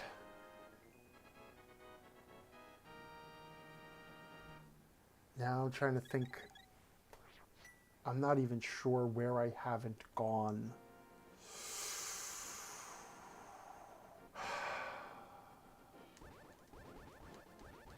Alright. I'm going to have to take a peek at the tracker here. I've lost track of what I haven't done.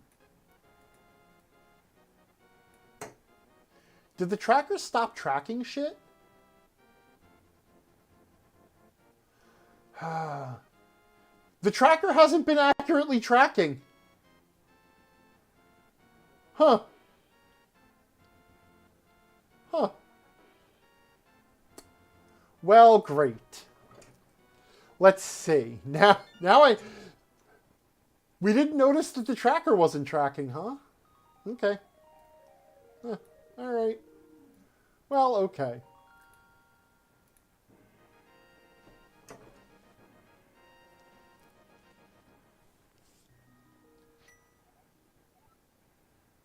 Playing with a randomizer not for the first time play, I'd be so lost. Yeah. Okay. Let's see. I know I didn't deliver a bottle to Bug Catching Net Kid.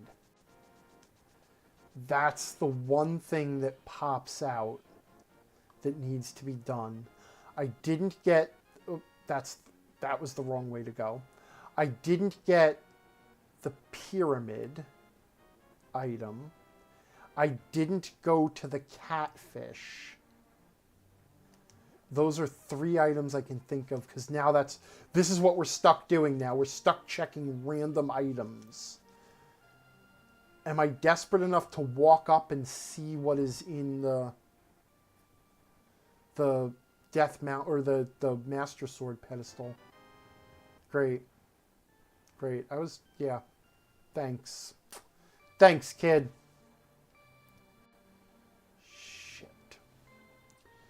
Alright, well, you know what? We are going to check and see what's in the...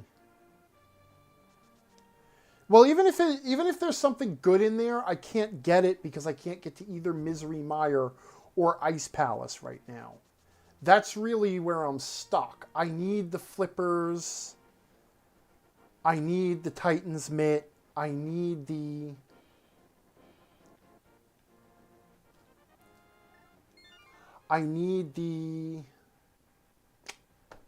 mirror. I can't get into Swamp Palace without the mirror and the flippers.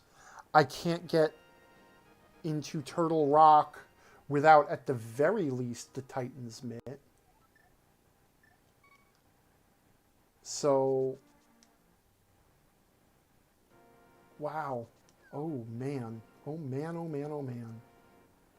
Man, have I gotten myself in trouble. So we're going to have to check the pyramid and the catfish.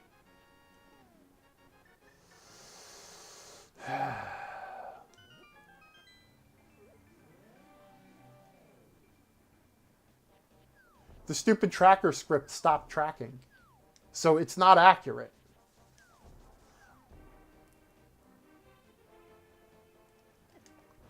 I'm just going to walk into that guy too. That's cool.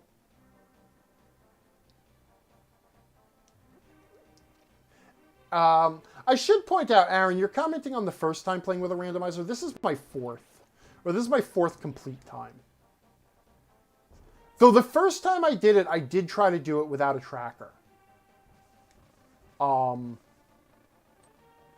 It did not go great. I did beat it, but it did not go great.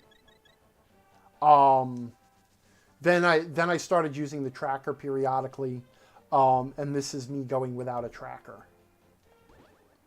Or at least, well, I had a tracker, like the tracker was there as a safety net, but yeah, there's the ice rod, which means I could beat Turtle Rock if I could get into it, right? Because I have the cane. Ay, ay, ay, ay, ay, ay, ay. It's going to be the catfish. The catfish has some vital item. That was stupid. Oh, shoot. That's what I can do. The Hookshot Cave on Death Mountain. This isn't a potion shop in the Dark World. Oh, but it does have a potion in it.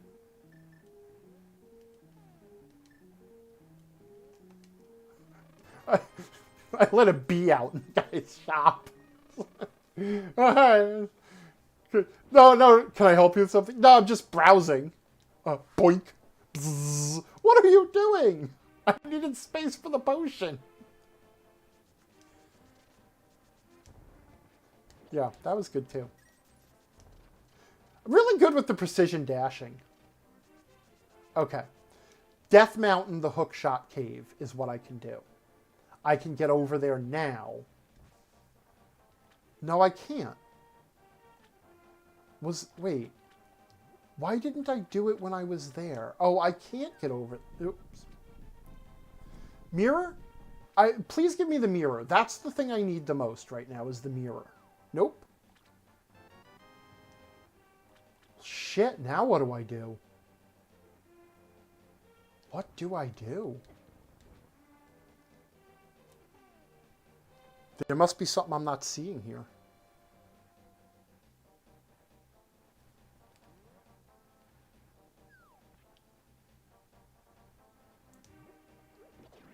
Is there any place I can even dip into?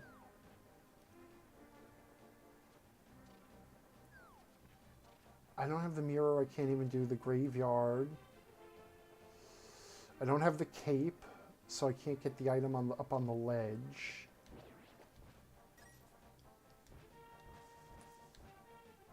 Yeah. I need Titan's Mitt. That great Kate. What is my next? So it's the Titan's Mitt is hidden in one location that I have forgotten that I haven't checked. Okay. Can't do the graveyard. Oh, I can go to the Bat Cave.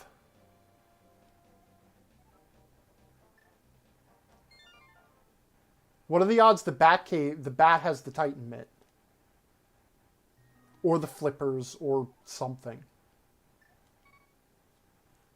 Right back. I wish I'd remembered Bat Cave when I went to Bottle Kid. Because I finally got the magic powder.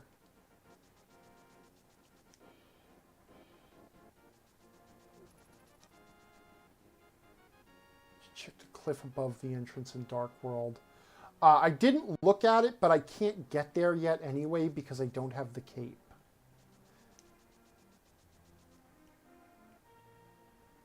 It's going to be the Batcave. This is how it goes. This is how it's one random location that just is going to have the vital it's a bottleneck. I got bottlenecked through one particular item. It's going to be Titan's Mitt. No, cuz yeah, it's going to be Titan's Mitt. But I forgot how to find magic powder. Please give me the thing. Because then I desperately don't know where to go from here.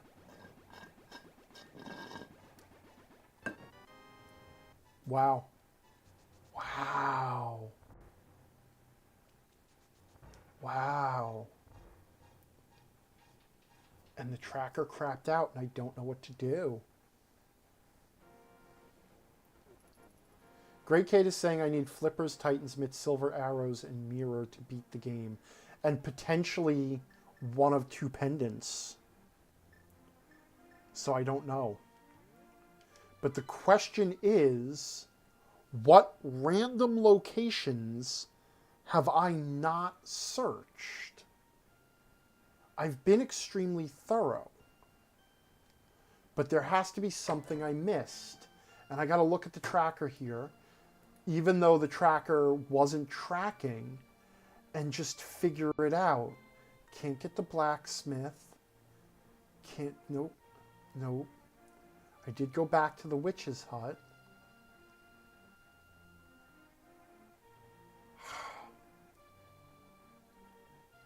Okay. There's only literally one other place I can imagine right now, and it's the cave under Spectacle Rock on Death Mountain. Because I went the long way around, so I never went up there.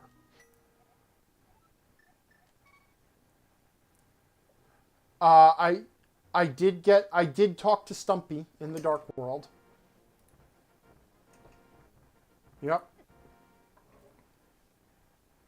No, that's the problem, is I've really been very efficient. I've been through pretty much everything. So now it's just these little random one-off items. I don't even care. You know what? I don't care. I'll take 10,000 boulders to the face. Whatever. Unless I, missed a check somewhere. Like, there's an item in a cave where there's, 3 treasure chests and I missed one of the items. But I don't think I did that even. So yeah.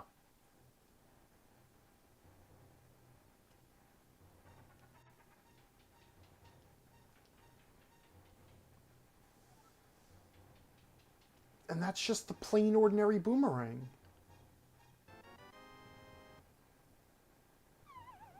Wow.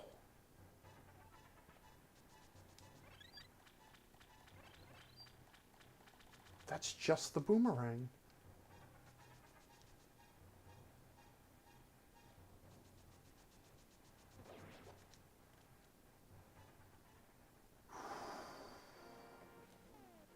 This is really baffling. Alright, I'm looking again here to see what's what.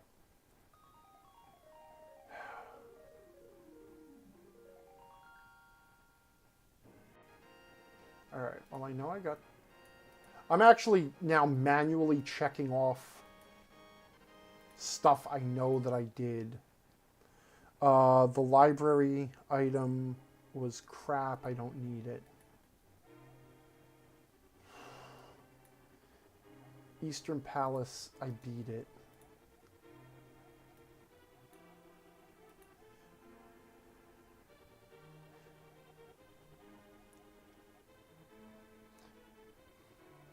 Sahasrahla doesn't, because I didn't get the right item.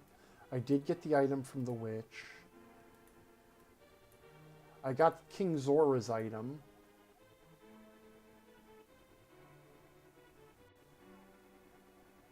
And I got the catfish's item.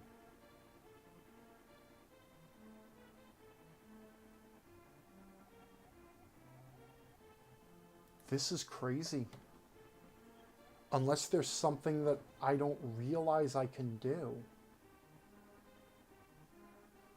Is it possible I got an unwinnable one? I mean, that never happens.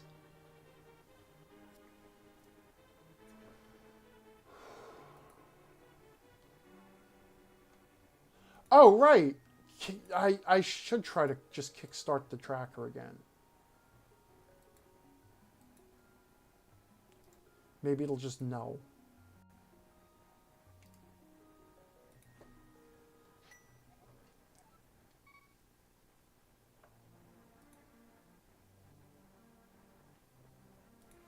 Okay.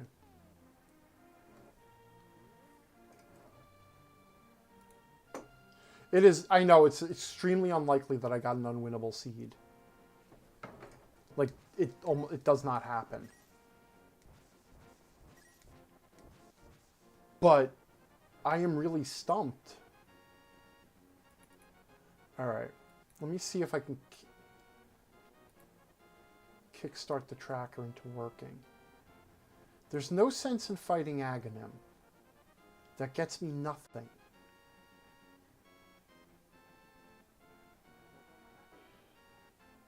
But nothing's accessible. Unless I missed a treasure chest somewhere.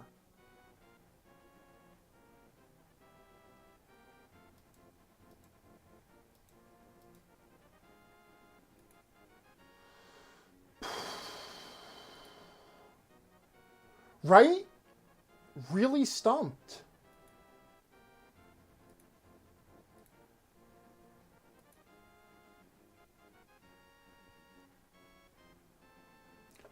I don't know.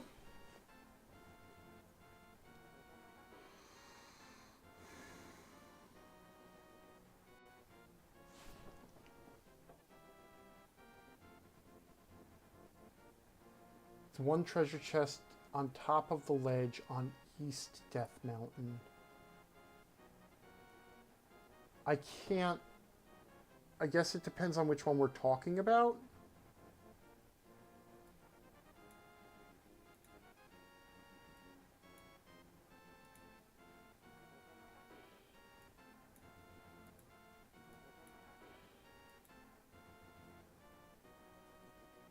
Because as far as I know, I got everything on Death Mountain that I can get. Without Dark World access to Death Mountain, I can't get anything on that side.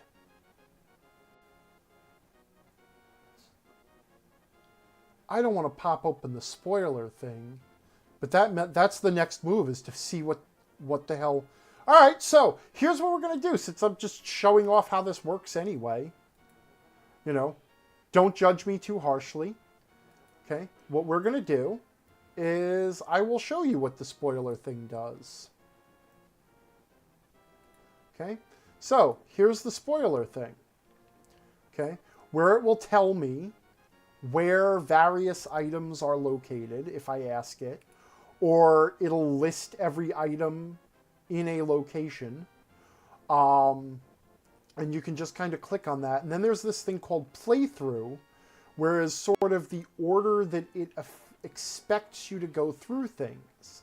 So this is a good place to start looking to see which item flippers. Turtle Rock. So, Flute is in the Super Bunny Cave, which is east...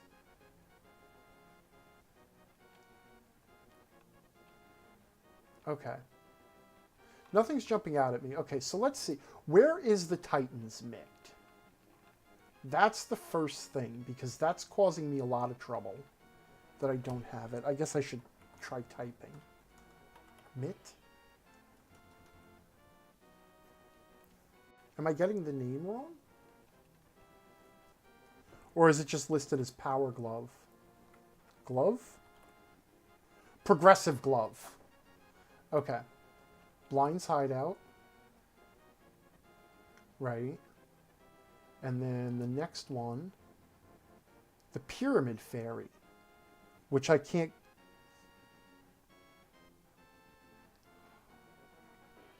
Can I? Oh my gosh. Whoops.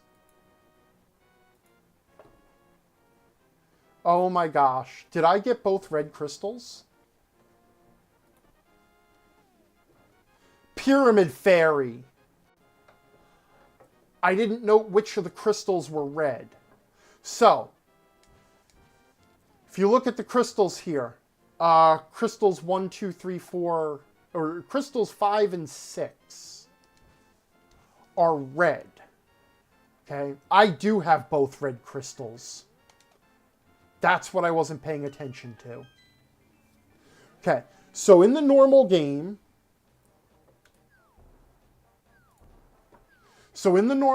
after you've completed Dungeons 5 and 6, a super bomb appears at the bomb shop here in the Dark World, which you can use to open up the Fat Fairy's room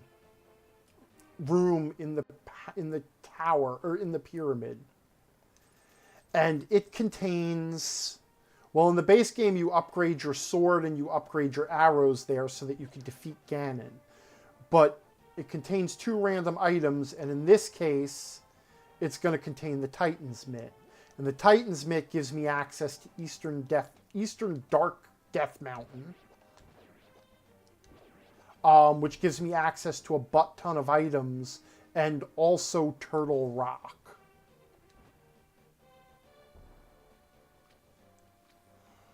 Wow, okay. That's what I get. That's what I was not paying attention to. So you have to pay attention to which 2 crystals. In the base game, they're not colored differently. In fact, it's sort of a background switch, where it's just after you have collected those 2 specific crystals, this location becomes available. Okay. So now we're going to do the eastern half of Death Mountain. And we're going to do... well, we'll have to see what I can get in, what it takes to get into Turtle Rock, but... Okay. So, in the randomizer, to help you know which 2 crystals are the ones that are keyed to... No, I got to go up the stairs. Which is a shame, because I was really doing good dodging those rocks. Okay. Screw y'all. Everybody out of my way. Oh, except now here's... Okay. Oh, no. Okay.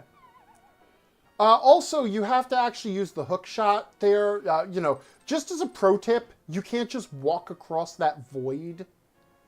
And what we're going to do is we're going to go up. We're going to use the Turtle Rock entrance so that we can see at least what Turtle Rock needs to open it, and maybe even open it if I'm lucky enough that it needs the Quake, which I have.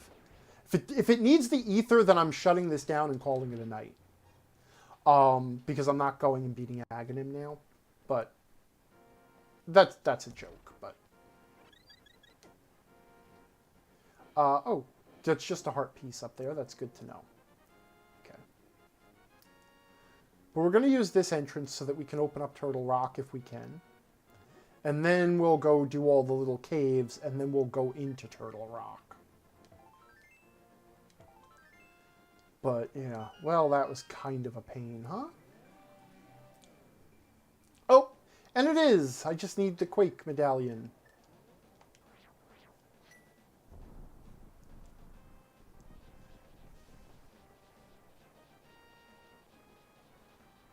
And this is still going okay.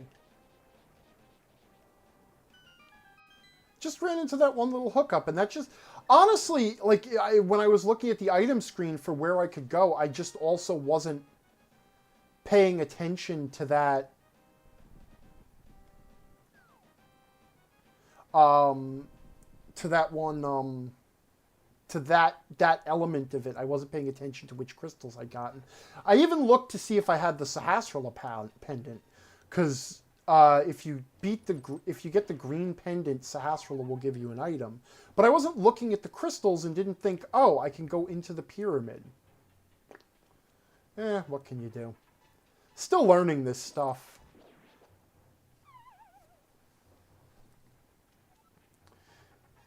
I'd like to say, for having only gone through this a few times, I think I'm actually picking this up pretty good. At least decision-wise. Execution-wise, I'm never going to be good at this. But, you know, like, deciding where to go and picking... Oh, there's the flute. I like that. And there's the ether. Wait. I was told that Andy the thief was looking for the ether. But anyway, you know. There's also 5 chests in this cave, accessible with the hook shot. And that was stupid because that's my way to get back, except actually the faster way to get back is to just fall in the pit anyway, so... Red mail, I'll take that, happily. Ah! I forgot about the chest on the bottom. Ah, he almost sent me back to the beginning anyway.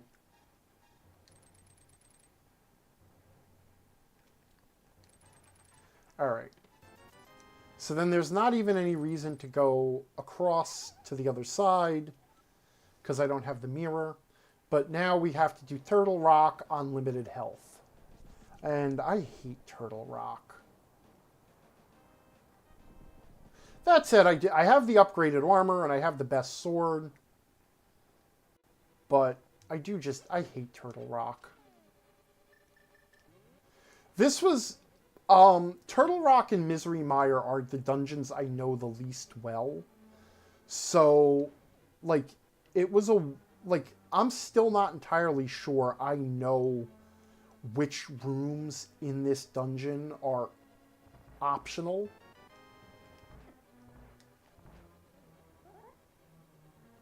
If you face the door, then the eye opens and shoots lasers in your face. But I'm pretty sure... I'd also like half magic, please. But yeah, I'm pretty sure...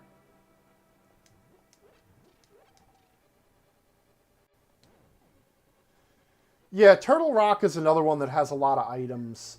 One downside is if you don't have the mirror shield or the magic cape, you have to deal with the laser room of death.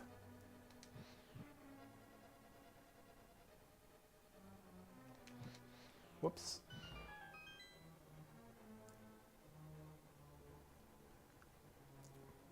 And I was actually fairly sure that with basic item placement, it wasn't supposed to make you do that.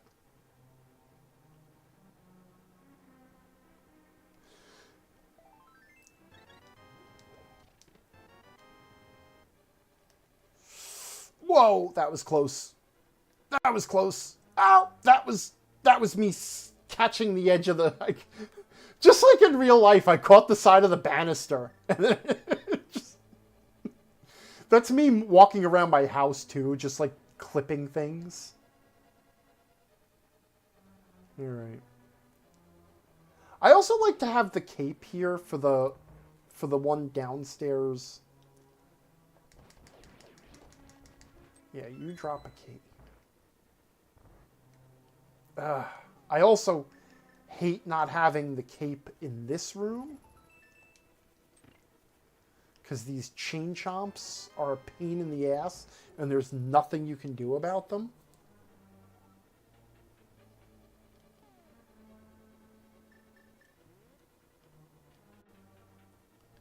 I'm actually going to disagree with you, Great Kate. I am fairly sure there are a number of things that basic item placement affects. And I was under the impression that one of the... I don't have to beat that guy. One of them was, in fact, whether or not the mirror shield is considered a required item for Turtle Rock. That said, I could be mistaken. I did at one point look up the list. I need to use this one first. Right. Sorry, this is one of those dungeons I still have to think about. Whoa. Okay, and you have a key. And you can forget that very easily and then not have enough keys. Okay. And then this zips you around. Okay. All right, actually I'm handling this okay. But I'm concentrating a bit and trying to remember where to go.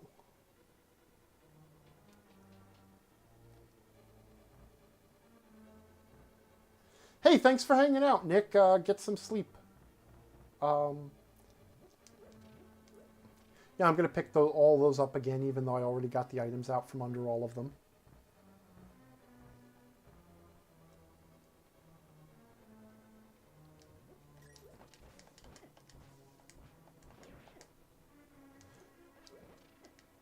Wow, you know what? I'm just going to...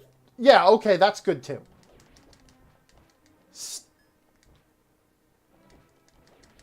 Screw it. Die!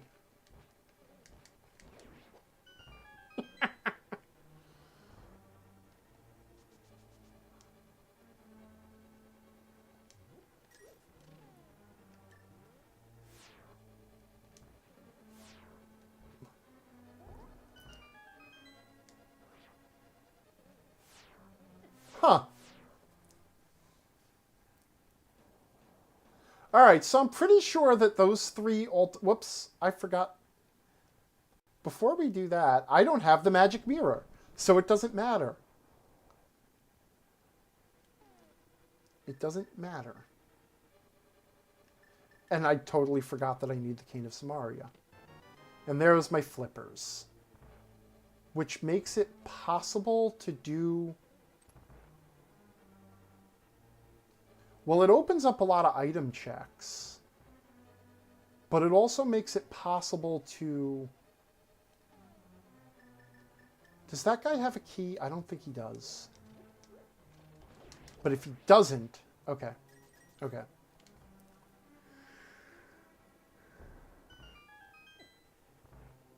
Wait, the magic... The bunny beams also turn into fairies? That I didn't know. Wow, Misspelled Kate, you are really into this game.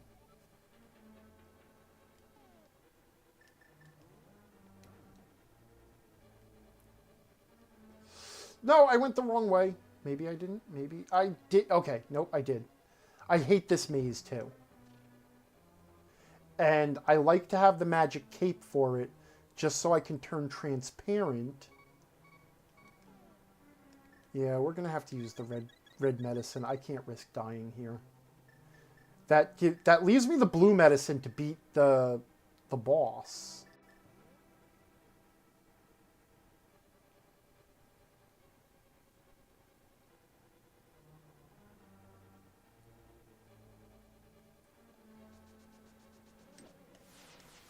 No, I stopped too soon. Okay, good enough, good enough. Okay. And now there's this. And this gauntlet. Without the mirror shield. I don't even know.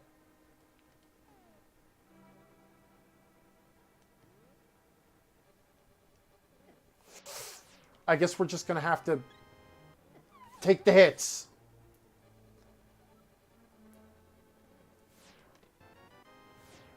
Technically, all I need is the... Oh, God.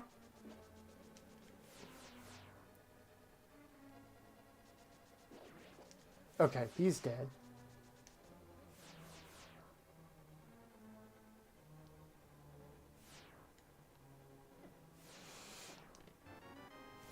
There's my magic mirror. That laser's going to kill me. Unless I use my blue medicine. If I use my blue medicine, I'm probably not going to beat Trinex. But stranger things have happened.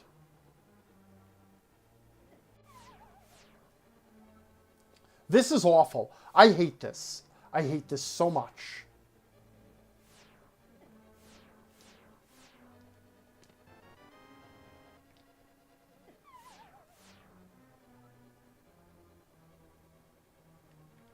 Is that true? If you bomb the wall on the south side, then exit, you set your spawn point.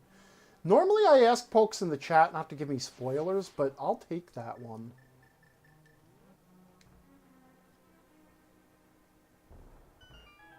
Though I gotta be honest, I'm not sure if I even want a spawn point here.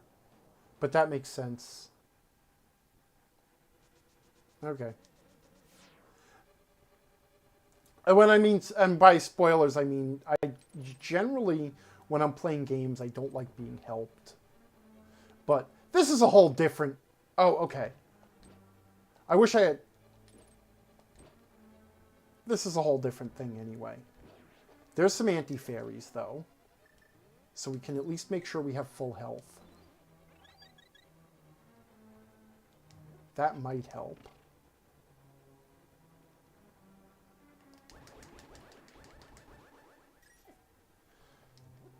And then we'll just walk into one. Now I'm not going to chase one heart.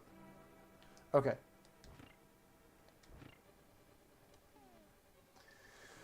All right, we'll just see how it goes at this point.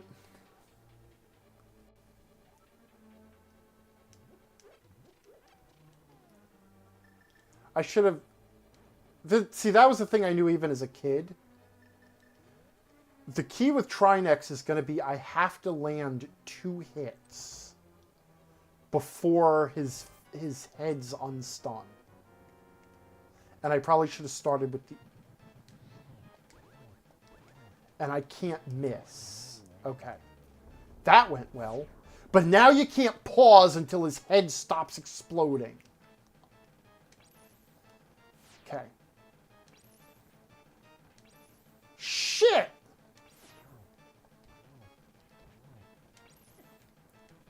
That's it. I fucked it up.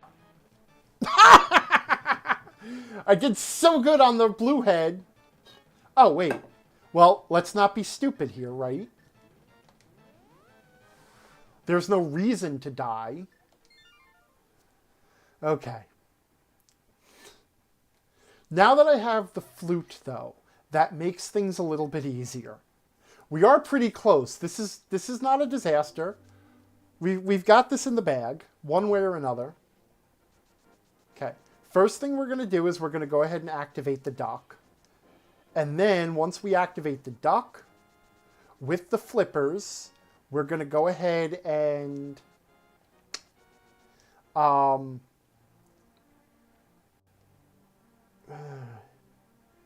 there's nothing I need.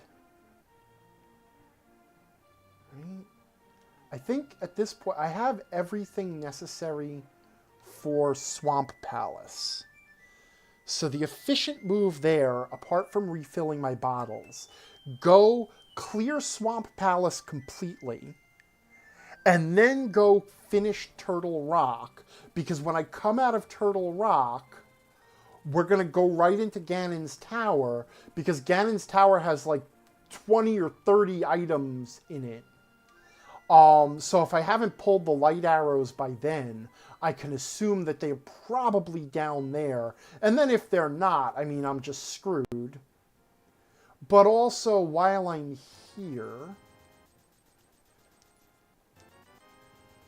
it's also wise to just go up to the Fountain of Wishes, get the 2 items there, then go do the Swamp Palace, then go finish Turtle Rock, and then just run to Ganon's Tower from there. That's the most efficient thing to do.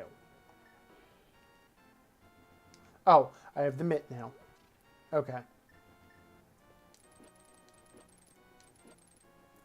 Out of my way, guys. Yeah, we're cool, great Kate, as far as like backseating and stuff. You weren't... Nope, that's not where I want to go. You weren't really backseating anyway. You were just offering helpful tips. At that point, I was in trouble. I was just, like, in general, when I... So then the thief lied. Huh. In general, because I used to do a lot more streaming. I haven't streamed games in a long time.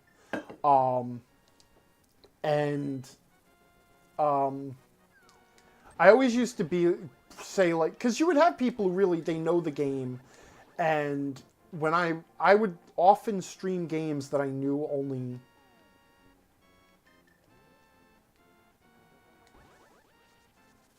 Well, in the German version, yeah, so Aaron Duria, no, I have to go into the Dark World first. All right, I'm falling apart here. Aaron Duria is asking if you powder the buzz blobs, doesn't something cool happen? And yes, when you powder the buzz blobs, they turn into a wacky, goofy-looking enemy.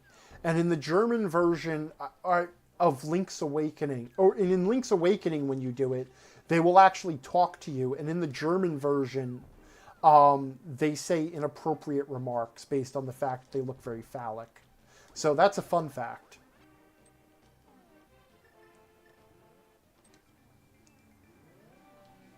I think what it says, like if you try to grab it in the German version after you have powdered it, it says something like "not without a condom," which is pretty funny. That's the original Game Boy version of Link's Awakening. I am out of drink. Wonder how much time I'm at. I probably just crossed the 2-hour mark, I think, based on when I started this. Which is good. My goal is actually to be able to do this in about 2 hours and 30 minutes. Okay, because from what I've read, if you can do this in 2.5 hours, then you're making good decisions and you just suck at actually executing the game. Like you're not good at you're not good at actually playing the game. You're smart about how you decide. And that's kind of my goal, is I am perfectly happy admitting I don't know how to actually play the game like an expert. But as far as navigating the game and figuring stuff out, I'm getting pretty good. So I think my best time... oh, right. I'm bragging. I'm getting pretty good, except I forgot the keys right there. My best time so far has been 2 hours and 40 minutes. But it was a really good... that was a lucky seed. So...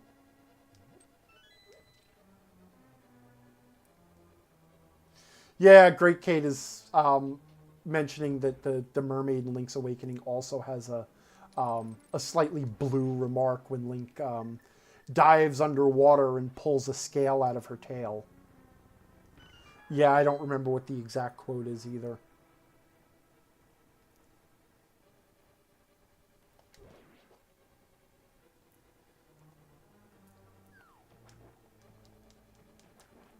So when I was young, this was my favorite dungeon in the game. Like, I loved this dungeon the most. I love the kind of puzzly nature to it. I did get the big key. I really have to pay more attention to what I'm... ooh, good, another bottle. Really have to pay more attention to what I'm picking up. But anyway, this was my favorite dungeon. I really liked the sort of puzzly nature of it. It struck the right mix between, like, having to figure out how to manipulate the switches and having to go, backtrack just enough as you picked your way through the dungeon.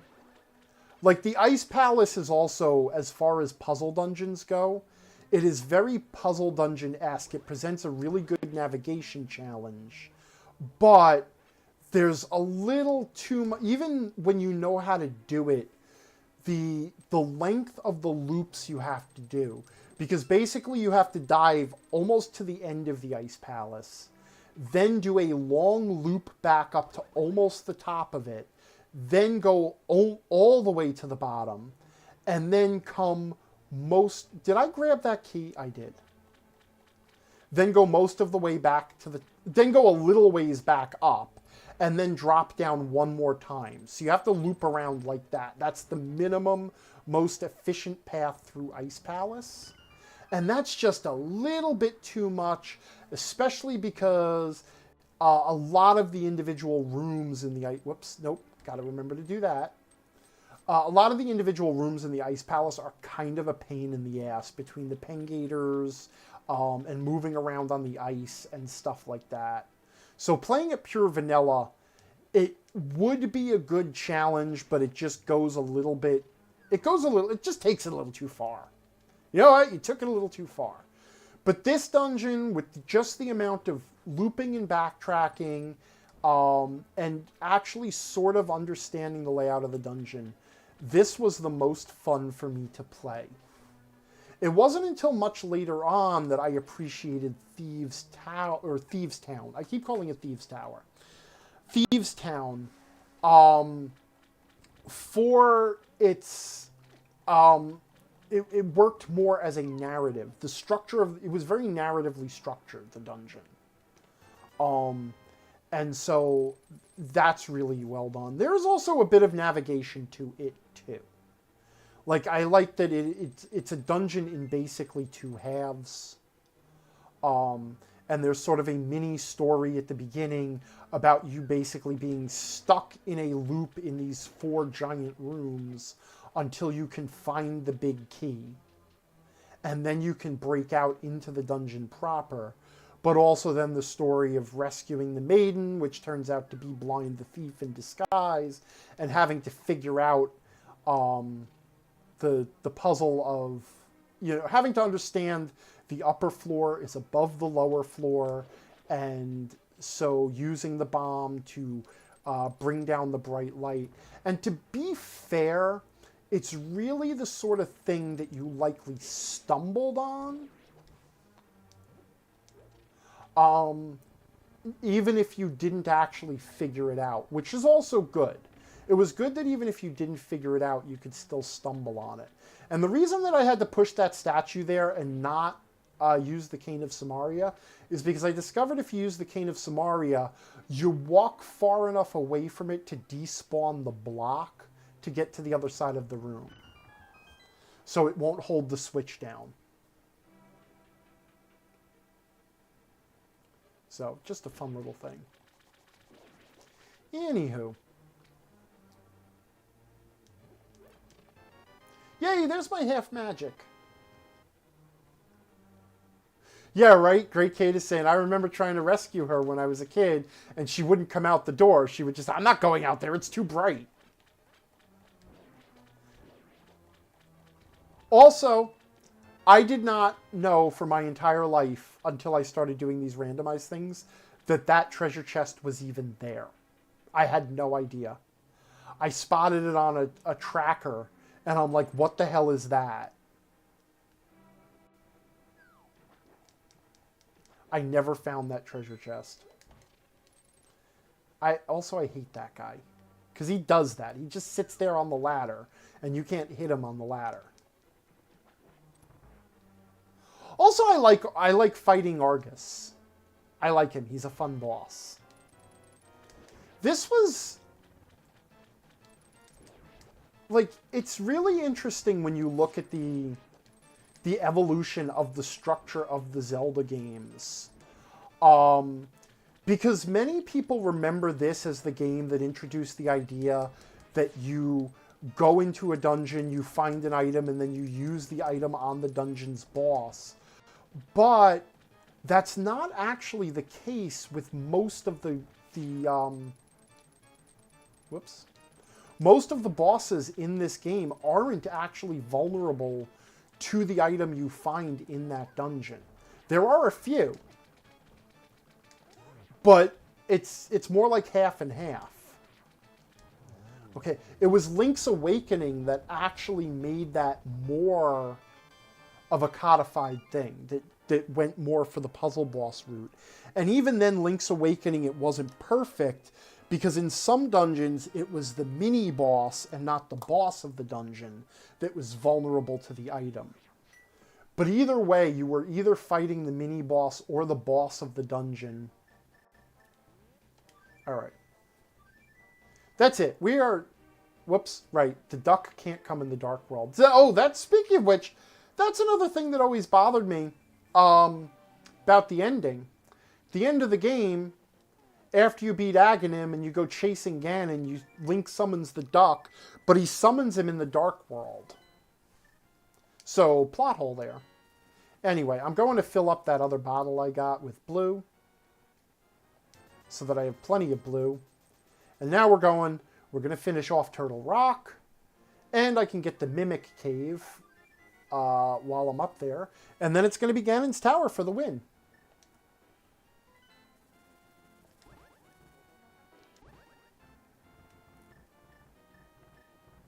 So yeah, we're moving toward completion. And if I don't forget stupid things like that I have to go up these stairs, then I might actually have a chance at getting this done. Or if something terrible happens, like it turns out that the light arrows are not in Ganon's Tower. Though I do know there is a trick to beating Ganon without the light arrows. I just don't know what it is or how it works. So, the light arrows are required by Scott to beat the game. Even if they're not required by awesome people. Anyway.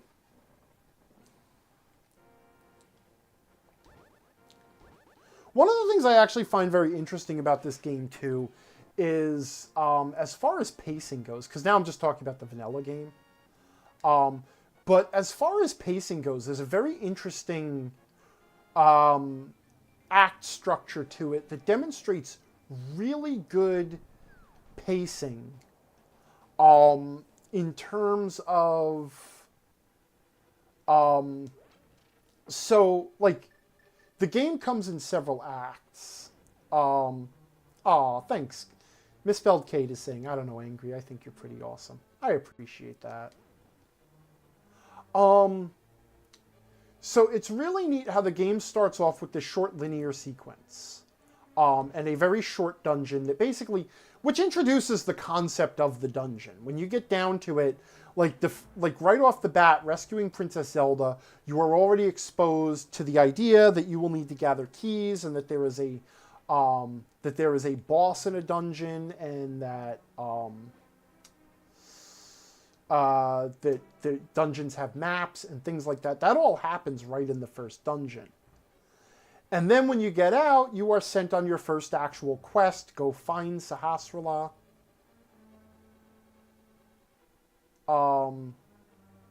Yeah. I'm trying to remember how to do this the quickest way.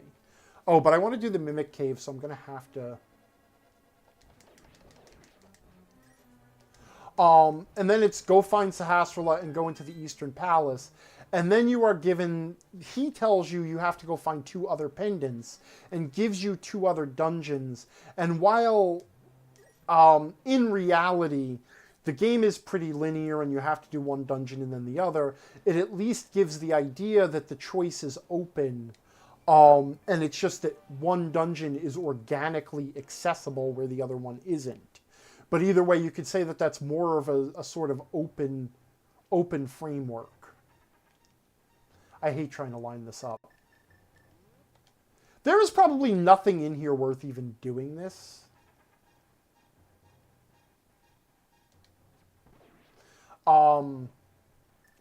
But anyway, so ostensibly it's a little more open where you actually have a choice of where to go next. Then there is the plot twist moment where Zelda is kidnapped from the sanctuary and you are forced to make this frantic run into Hyrule Castle to rescue her. And then the dungeon on the way up to Aghanim is actually very linear. It's basically just a gauntlet. There's nothing to figure out. There's nothing to do. You just fight your way from one room to another. There's a few rooms where you push blocks and go through a dark maze, but nothing on the level of dungeon solving like you've been doing, you know. And then, of course, the game drops you in the Dark World, and then you have Sahasrahla tell you, okay, now go to the Eastern Palace, which is, or the whatchamacallit, the Palace of Darkness, which is where the Eastern Palace was. I went the wrong way, didn't I? I did. Damn it, I did it so good the first time. And then again after... Okay. That time I just wasn't paying attention.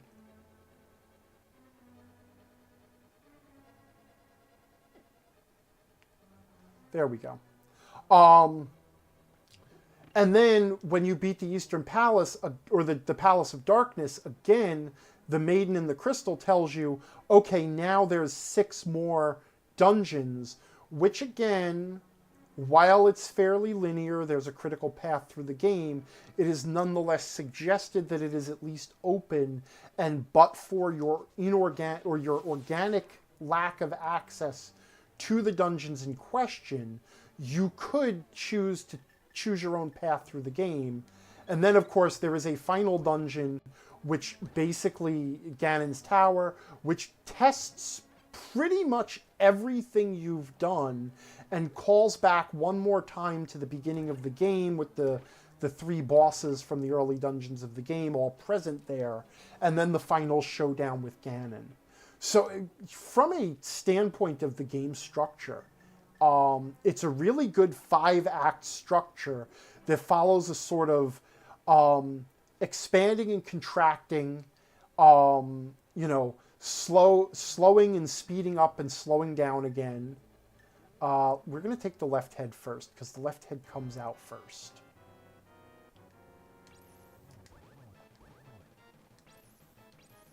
Oh, damn it. Okay. The problem is I hate having the ice on the field. That's why I go for the...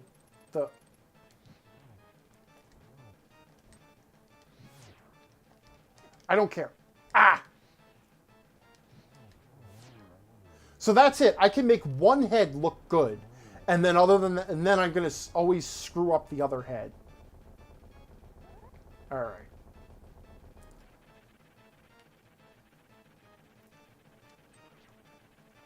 Okay, and actually trying to do the spin there is actually a detriment, because you just bounce off his head. And it doesn't do any extra damage. So that's Turtle Rock done. Let's go to Ganon's Tower. Somewhere in the basement, I'm going to need to find the big key, and I'm going to need to find the light arrows. But I have plenty of potions. Yeah, Great Kate is saying the ice is weirdly slippery in this game. And I agree with that. That is a very good description of it.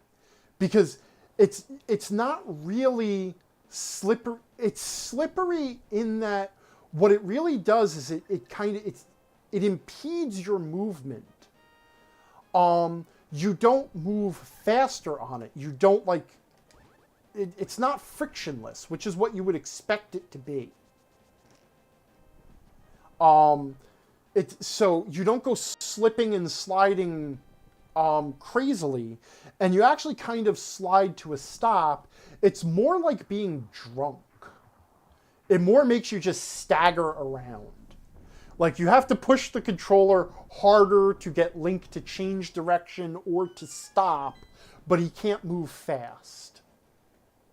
Yeah. Alright. So this is it, Ganon's Tower. Basically, if we had already entered with the light arrows, the only thing I would need down here from the basement, because Ganon's Tower is basically also a 2-part dungeon.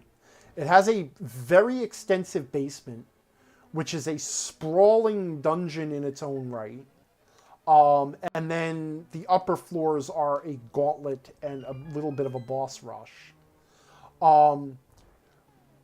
And in the basement, there are a huge number of treasure chests. Something like 20 of them. But if you already walk in here with the items you need to win the game, then the only item you need is the big key. And as soon as you find that, you can just zip-zap right up to the upper floor and then just climb the rest of the way through the tower. I also need the light arrows because that's the only weapon that Ganon is vulnerable to. And I'm desperately hoping, and they probably are. There's actually a key in one of the... Oh, there is a key. Hopefully I won't need it. But if I end up having to come... Oh, yeah, I definitely won't need it because the door between the two basement landing rooms is unnecessary. So the fact that I skipped a key is okay.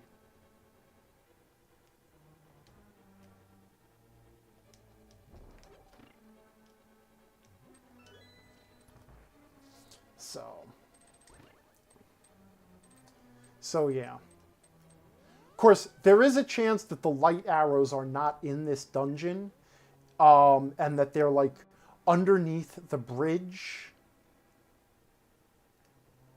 And then I gotta swim all the way, I gotta go all the way back for them. So, here's hoping that's not the case.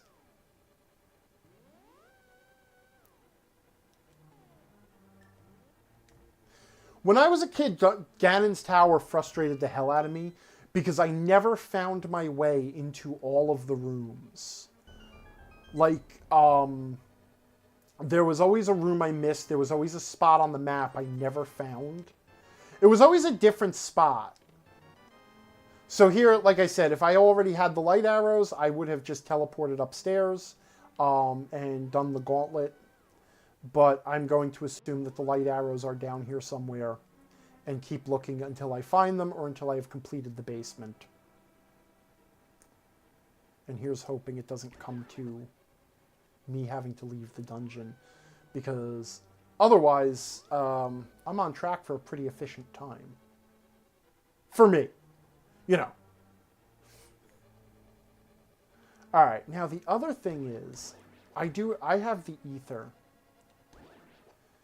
I'm not great. There's a few invisible floors in the game.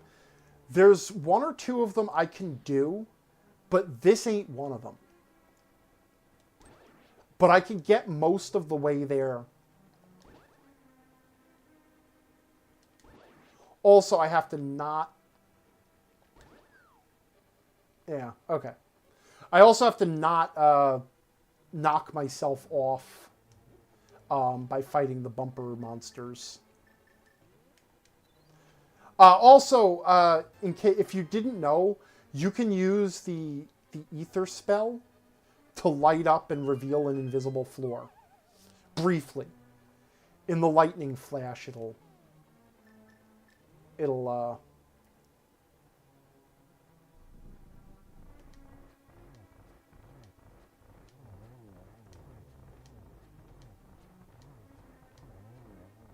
Whoops.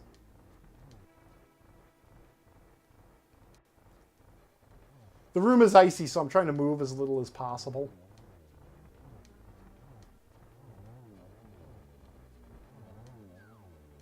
Ah! I did not get an arrow off in time. Alright, that wasn't too bad. Alright. Light arrows, light arrows, light arrows, light arrows, light arrows. Stop at a whammy. I gotta do the other half. It is, the light arrows are under the bridge. They're under the bridge at Lake Hylia. Is there treasure here, or is it just fairies?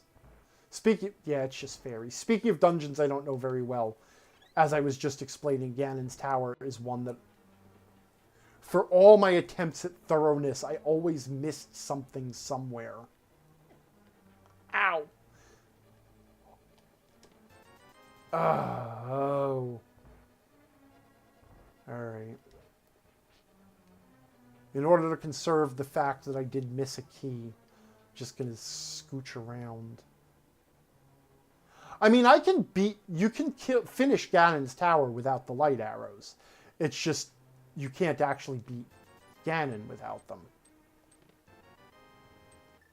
Or can you? Nope, that was the wrong one. It's this pot. Nope, and Cane of Samaria.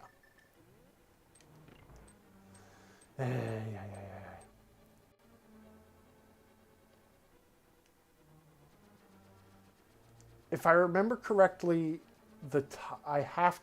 killing all the tiles causes either it either causes a key to happen or a treasure chest, and I don't know which is which.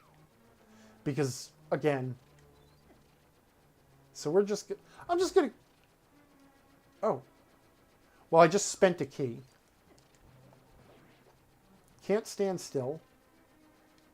You know what? It's fine. It's fine. I'm just gonna let these tiles just hit me in the face. Corners, sworn nemesis of more enemies. Oh, there was nothing in here. I'm good. Good. I'm glad I waded through that. Oh, I don't know this. Wait, this room is unnecessary. But now I'm trapped in here until I kill all the enemies. I knew it. I knew it going in. Would you just stay still and die? And you.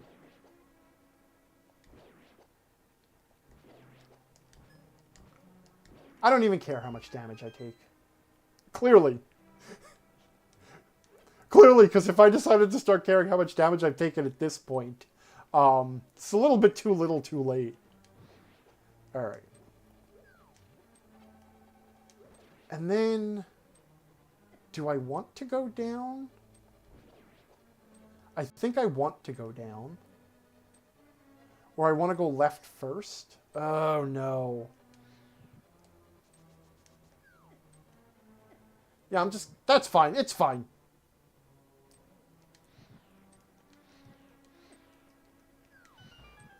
Oh my, I'm just terrible now.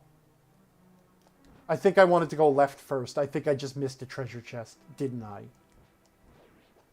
But now I don't want to... do I want to do that again? I don't know. I don't know. I held the bomb too long. I threw the bomb too far off to the right. Or too far down. I hate this spot. Held the bomb too long.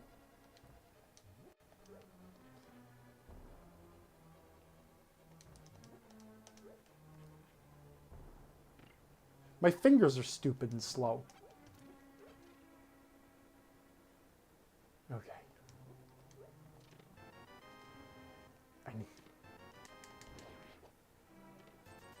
I think I did. I missed one room. There. Oh, no.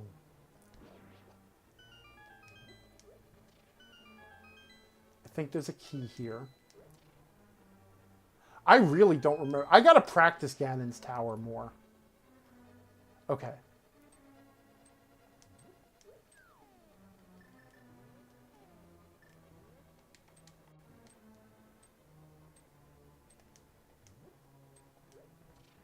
Because I did. I think I missed a room.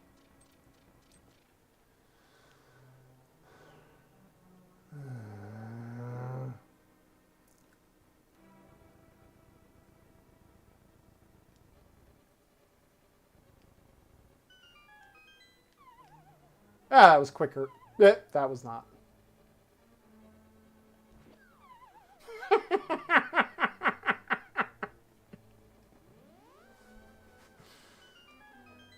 Okay, this room I at least know. This one's pretty easy. Oh, right. There's no reason. Okay. All right, so... I mean, there is the one treasure chest after Moldorm. All right. I missed one room. What are the odds the light arrows are in that room? What are the odds? If I don't go back, the odds are 100%. If I do go back, the odds are 0. Oh, man. All right, well, worst case scenario...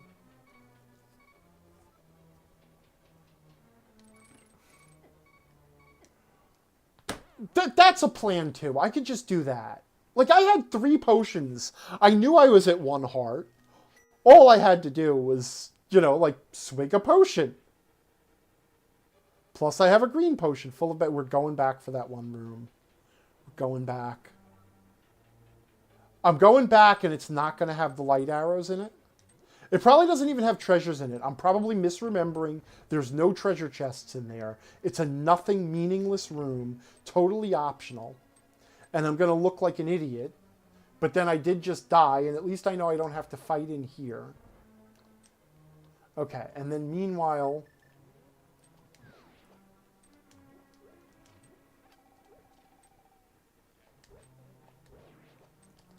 Why are there two of them now? But, right, there's nothing in here. There's no treasure. Ah. Alright, so there's a chance it's... There's a chance I'm going to be flailing around the world after this, looking desperately for the one item that I didn't pick up that contains the light arrows, just like when we were looking for the Titan's Mitt.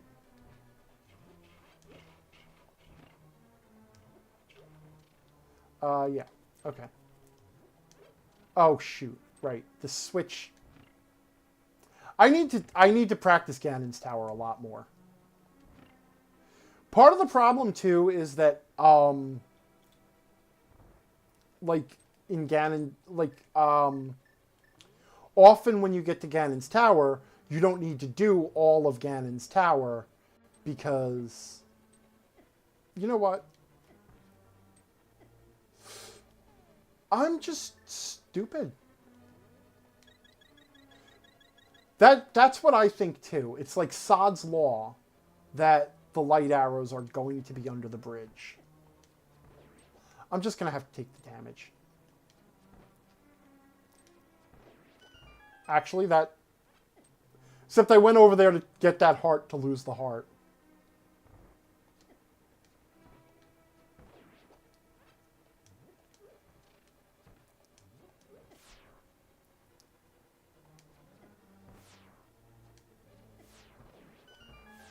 Man, I just do not even care, huh?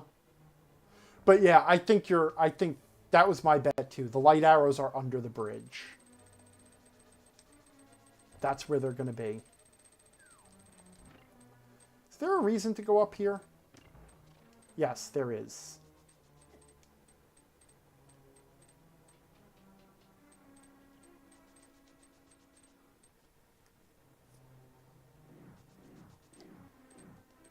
Yeah, let's do this the smart way instead of being stupid about it.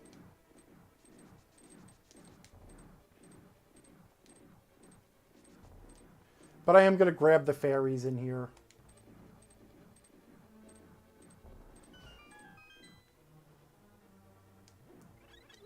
Alright.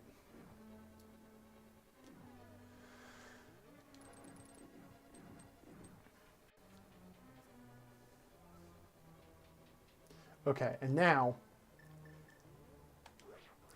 This is the part where even as a kid, I was just done. Because, like, the next 4 rooms where it's just gauntlets of enemies on increasingly obnoxious moving floors with lasers around, I just bombosed my way through every room.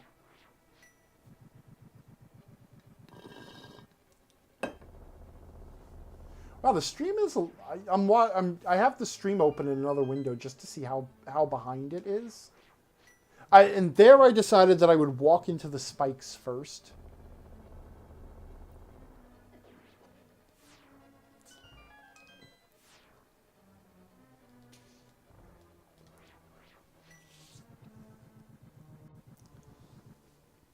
It's helpful that you don't need magic for the rest of the dungeon, really.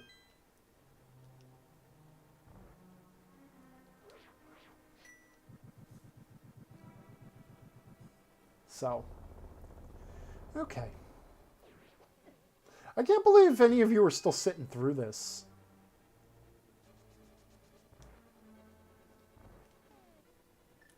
I would have checked out. Actually, as much as I enjoy, I do enjoy streaming. I don't like watching streams. Or... Wow! Okay. I'm getting worn down. That's the problem, is I'm just run down now. My spirit has been My spirit's been broken.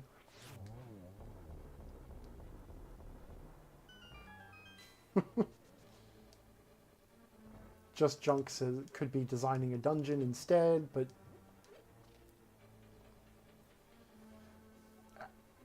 Aaron, you've never beaten, like, even vanilla?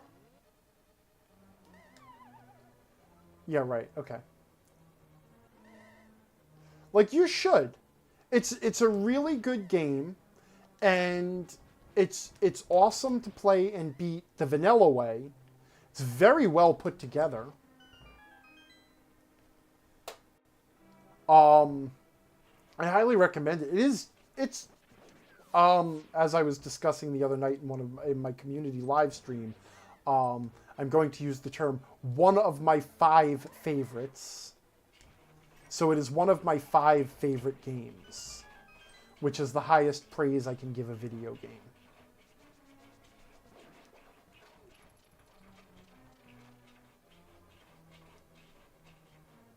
Oh, right. There is this spot where I do need some magic. I did pick up a green potion, though. I should be okay. Better safe than sorry. I could always fly on the duck and buy more potions. Because, like, watching it randomized does not really give an idea of just how well put together this game is. And while I will personally say I like Link's Awakening better, I think if you've never played a Zelda game before, this is probably if you've never played one of the top-down Zelda games before, this is really the best one to play. And alright, there's 2 chests in here too. This one's got it. This one's the light arrows.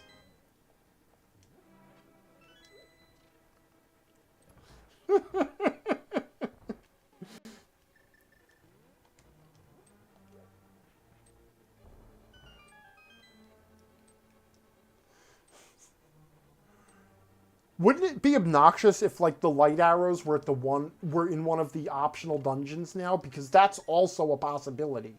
That they're, like, sitting at the bottom of the ice palace or something.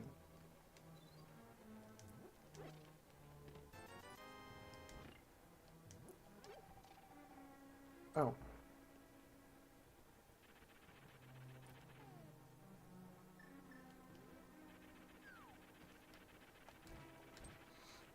Yes, Ocarina of Time is an excellent introduction to the Zelda franchise, too.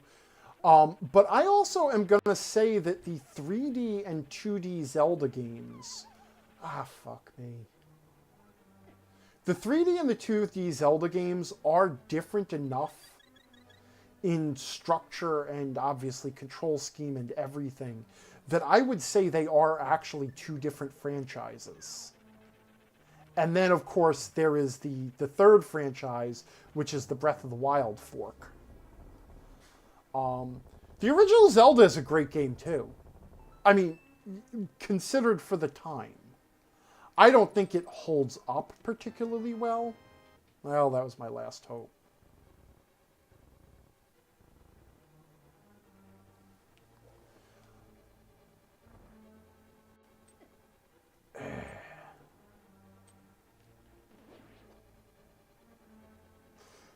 This is about the time where the game designers were just kind of getting bored too, where they were just shot. Because they're just like filling rooms with all sorts of stuff now. They're just like, yeah, here, have 17 freaking Helmosaurs and moving platforms, and oh yeah, look, there's a... Whoops. That was not so great. I guess it's time to stop cracking jokes and take this seriously now. I gotta fight 3 Aghanims.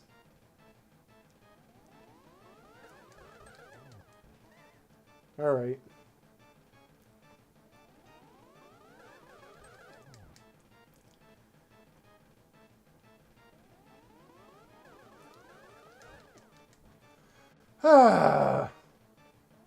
Believe it or not, I actually do know how to win this fight. Like, I know I don't seem like I know what I'm doing, but...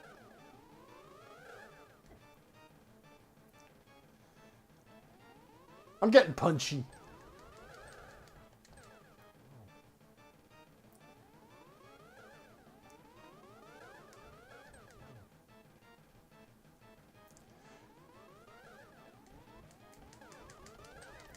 The trick with this, if you really want to do it, there's like a couple of different ways to really do this right. And I'm going to talk like I know, even though I clearly can't pull it off.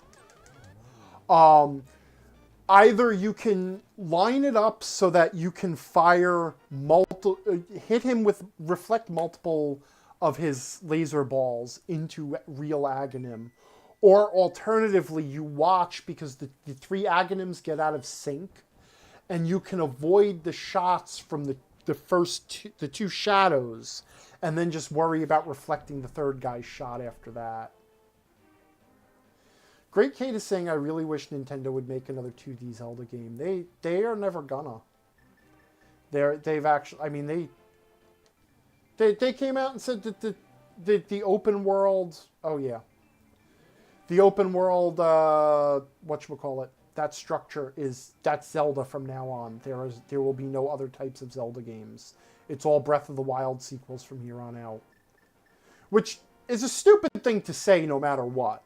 Because what you're basically also saying is not just that we're never going back, but also that we're never going to evolve our franchise. Like, even if you know, like game design shifts and we come up with a whole new way of doing things, nonetheless, we are not going to change that.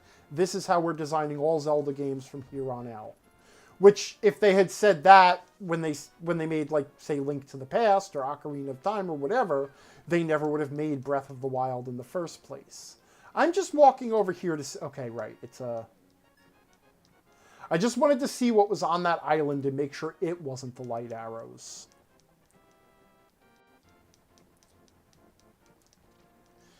I have to say, looking at the time, if this comes down to me having to go into one of the other dungeons... I may be calling it a night and finishing this another night. Because I'm hitting my 3-hour time limit now. Yep! It's gonna have to be into one of the other dungeons.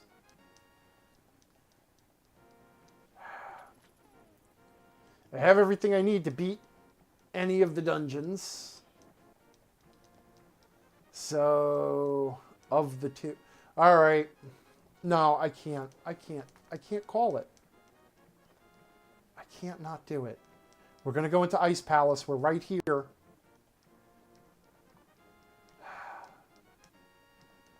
Ice Palace. I hate Ice Palace. I hate Ice Palace, but I hate Misery Mire more. Out of curiosity... I will take the hint, but I'm not going to do it. So Great Kate says there's a surefire way to know where the arrows are, if I'm interested. So, what is the surefire way?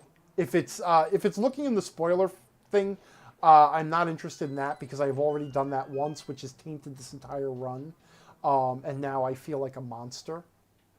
So, but I'll hear you out. What is the surefire way? Is there like a particular signpost or something somewhere? Or a hint in the game? Does the game's hint system say something somewhere? Whoops.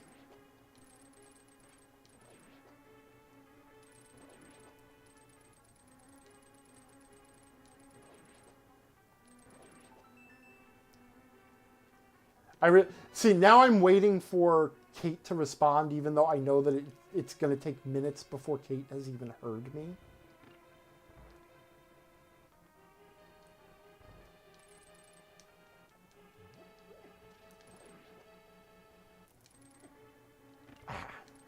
I hate all of this. So I'm looking at where the stream is to see if Kate's hearing me yet, and now Kate's probably typing. I actually don't mind the Ice Palace that much. It is a pretty, like, as scenario design goes, it is a pretty coolly designed. The design of it is pretty cool.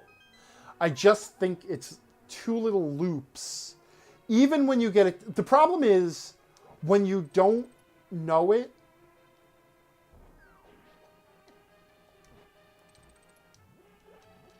When you fight Ganon, when you hit phase 2 and he says something like, you'll never find the silver arrows in such a place. Oh man, I wish he'd said that sooner. That actually would be cool to see. All right, well, if I don't find the arrows here, yeah, I'll go fight Ganon and we'll see what he says. That would be really cool to see. I actually like that that's there. That seems neat. Yeah, I know I always forget to do that. I know he does say, oh, you have the arrows already, my one weakness. Because I've never tried to fight him without the arrows. Oh, I missed. That was stupid. It's just something I've said a lot.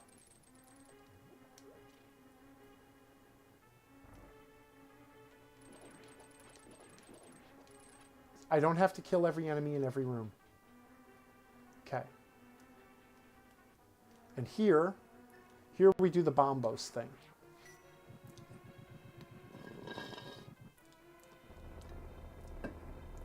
Actually, this isn't taking that long anyway. But what I was saying about it is it's not a really badly designed dungeon. The problem with it, and what we're gonna do is we're actually gonna skip a loop, which is something you can do in the randomizer, because I have an extra key now. So I can actually do the path through the dungeon a little bit differently than I would have to do it.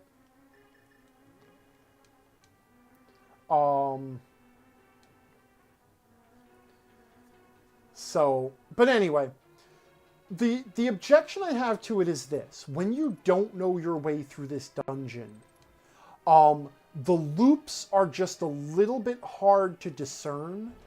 And so you can end up really wandering around and feeling frustrated because you don't know where to go. And then when you do know where to go, like when you finally get the layout of the dungeon, which takes some time, and you know your way through it, you know what you have to do, and you have it down, it's still tedious, is the problem. So it's just a few too many passes through the same rooms over a couple of times too many. It is kind of fortunate, though, that, like I said, with the randomizer, you have the possibility of reaching that room with one extra key, so that you can, and you know what, we're not even screwing around with you guys either, so that you can go to the right and then take that upper loop back upstairs that I just did. But in the vanilla game, you don't have that option. So, but then again, to be fair, this is like, this was, so before obviously there was Zelda 2, The Adventure of Link, which wasn't really the same type of game. But this was really Nintendo taking just the broad strokes concept of Zelda, of the top-down dungeon structure in Zelda. And then, you know what? I'm going to stop talking as I work my way through this room. Because for some reason I'm terrible at this. I'm still talking. Because what I'm not doing is I'm not really watching. And yeah, okay. Alright. I'm going to have to also go get more potions when I'm done. So, Nintendo was really working out at this point a completely a very advanced approach to what I'm going to call scenario design. Okay, it's the same thing with Super Metroid, by the way. The original, though, should be, yeah. The evolution of Metroid is a little bit more complicated because the second installment in the series was different. That's Metroid 2 Return of Samus on the Game Boy. But it wasn't as different as whatchamacallit, as adventure of Link was from this Legend of Zelda.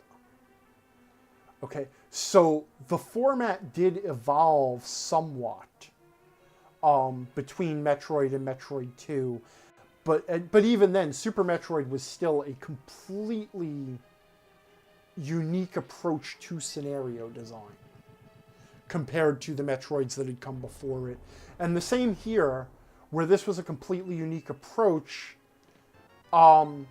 even though on the surface, the basic idea of the top-down dungeon exploration game looks like Legend of Zelda, it really is very different. Okay. So I think at this point, Cold Stare is not going to drop.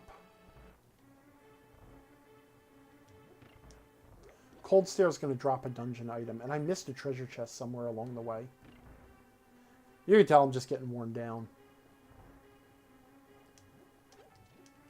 That's the other problem. You know, my main thing with the randomizer is I don't actually have the endurance to play the same game for more than 3 hours or more.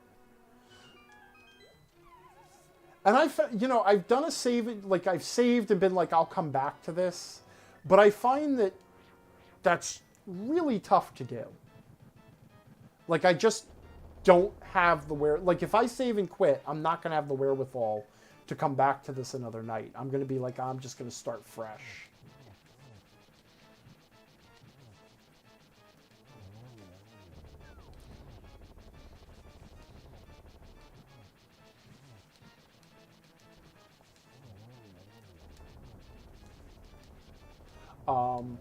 All right. Yeah, because he's going to drop the map or the compass. Okay. All right.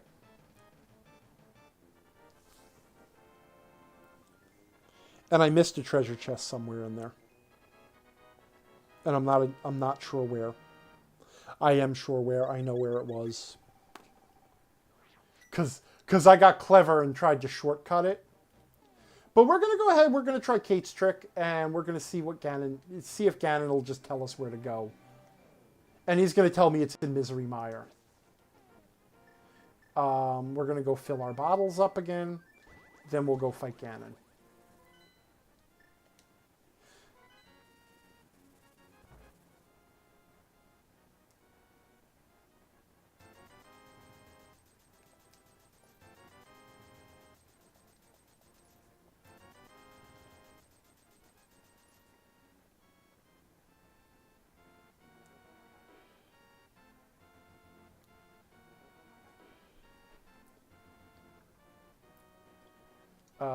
Okay.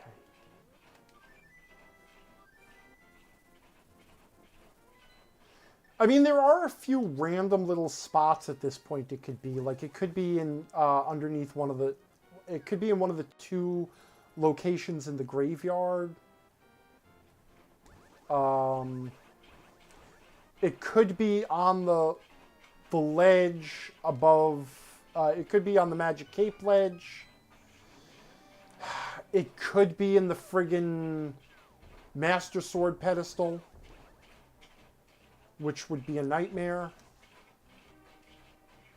Which at this point, if I get lucky, it'll be in a random spot. Like it'll be like either on the Death Mountain ledge, or it'll be under the graveyard. If I get unlucky, one way or another, I'm going to have to beat Misery Mire. Because it's either going to be in Misery Mire somewhere. At which point I don't necessarily have to beat Misery Mire. I just have to go as far into Misery Mire as I need to go to actually find the bow. Or I have to get the pendant from Misery Mire because it's in the Master Sword. Alright. So I have to get him to his second phase, huh?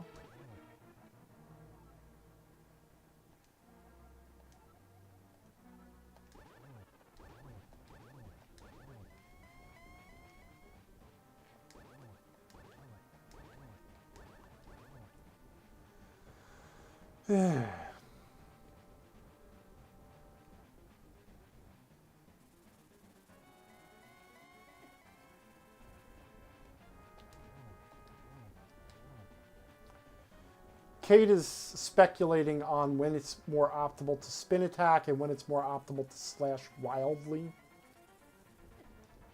If you have the option to slash wild. Okay. See, that's what it... Okay. I'm not going to read the chat right now. Never mind, Kate. That's a very interesting question.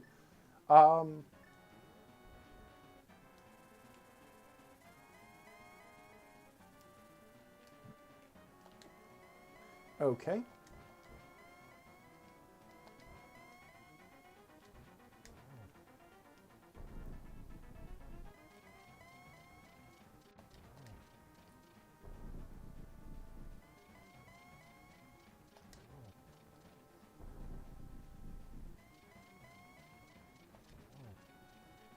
All right, so at this point he should say something. In Light World. In Light World? Just, they're somewhere on the planet.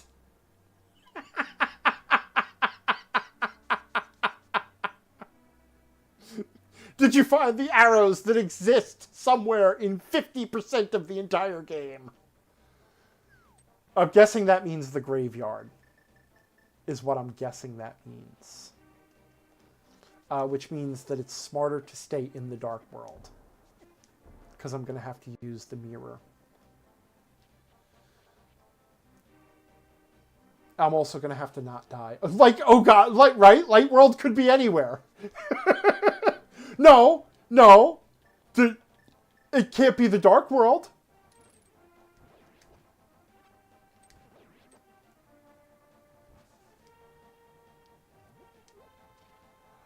But I'm really sure that, like... Okay, but actually no, because now here's the problem. Because there's a few other spots. Like, for example, I didn't do the flute digging place. And I didn't do the cave above... Or the cave by the grove. So, if I find the shovel here, or under the grave, that's going to tell me I have to go to the grove to do it. Oh my god, yeah, there's not that many places left in Light World.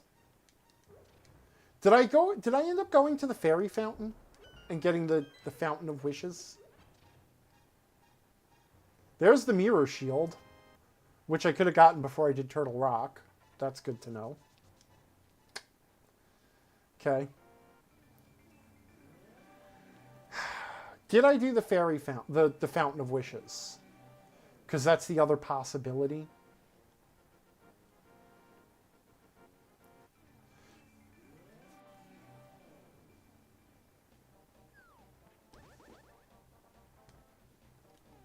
I did go to the Fountain of Wishes. Okay, I didn't mean to do that.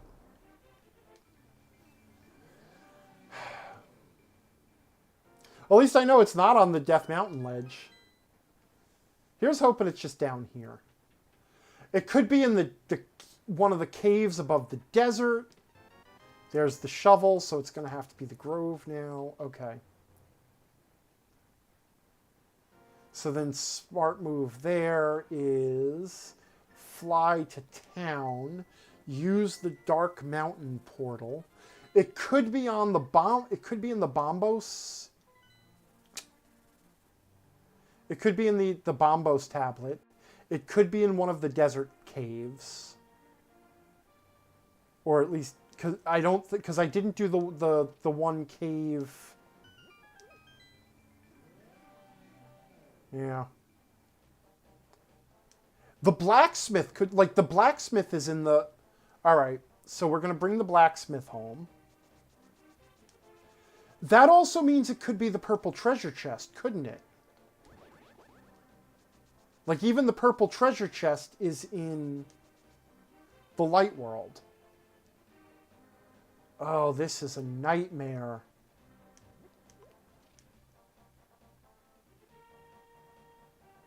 This is the worst, and I don't want to... I'm so close. I don't want to call it, but this is a terrible ending.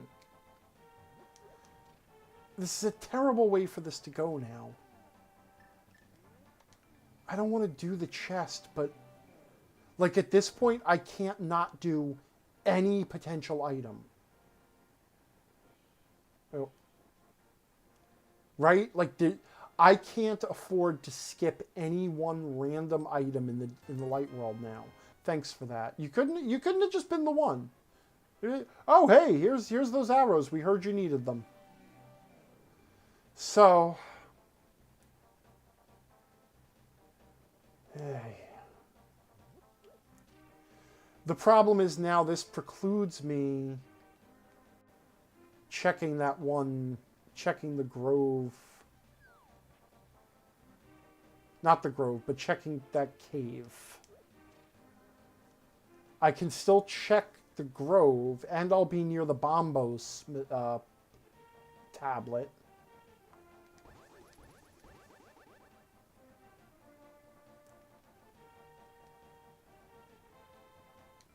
But I can't bring the chest into that one cave.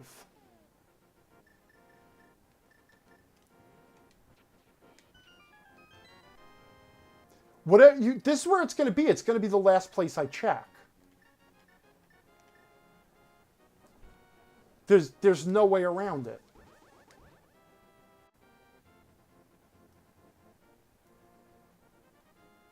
I was feeling it so good too. Once we solved that little problem with the oh, I didn't realize I could go into the fat fairy fountain. Like, I thought that was it. I thought it was just going to be a clear run. I really did. Oh, and now I'm not in the dark world. Okay. Right. I couldn't find my flute for a second. I mean, yes, it is always in the last place I check. That is true.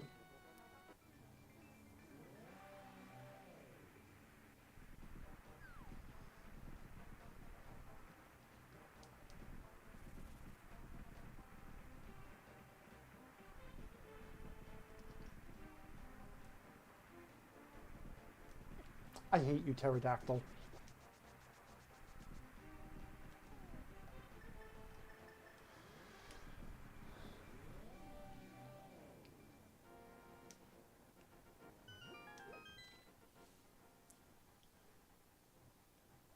Damn it. I'm not even grabbing it. Okay. And then there's the one cave. The cave above the cave by the Haunted Grove. Which I chose the purple chest instead of that cave. So that's got to be it, right?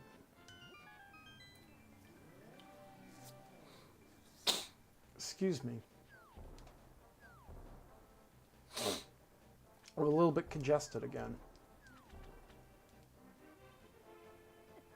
Yeah, okay.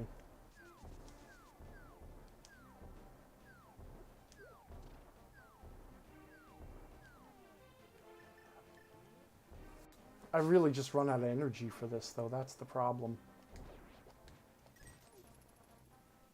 I really wanted this to be the one. Bless me? Okay.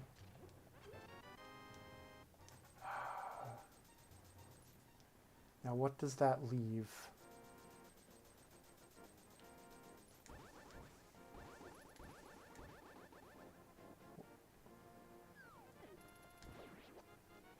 I know where it is. I know where it's gotta be.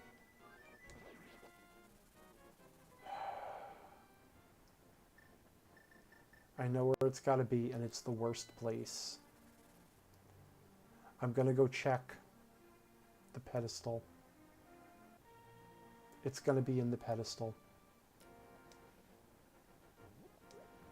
it's going to be in the Master Sword pedestal, and then the game will have beaten me, and then I say, it's not going to happen, not this run.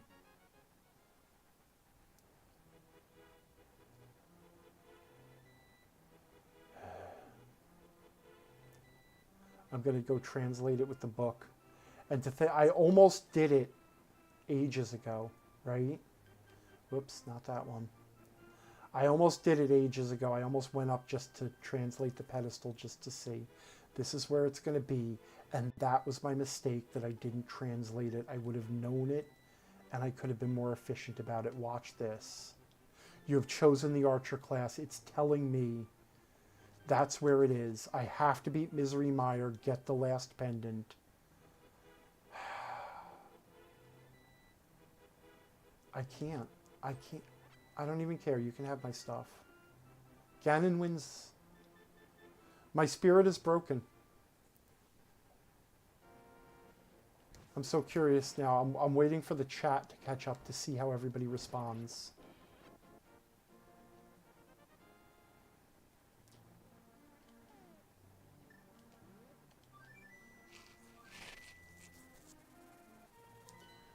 Which means I can't even dip into Misery Mire. Like, I can't even dip in there and just, like...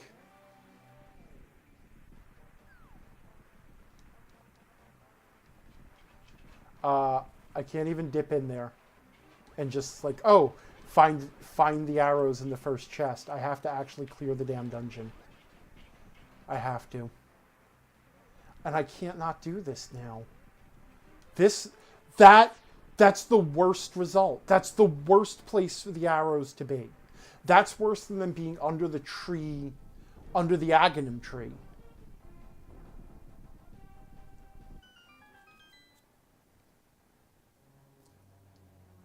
And I can't not do it now.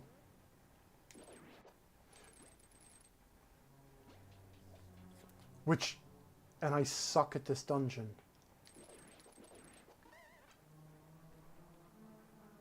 I always forget something somewhere in this dungeon.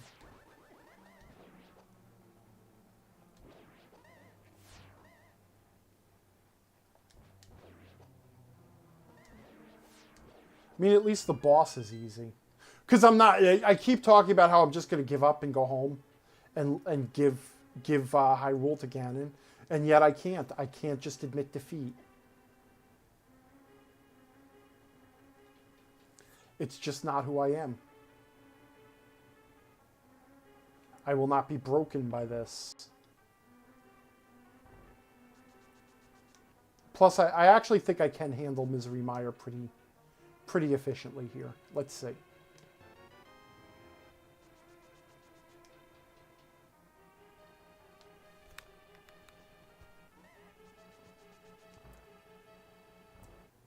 Granted, tomorrow when I'm too exhausted to get out of bed and work, the angry board is going to be upset at me, but...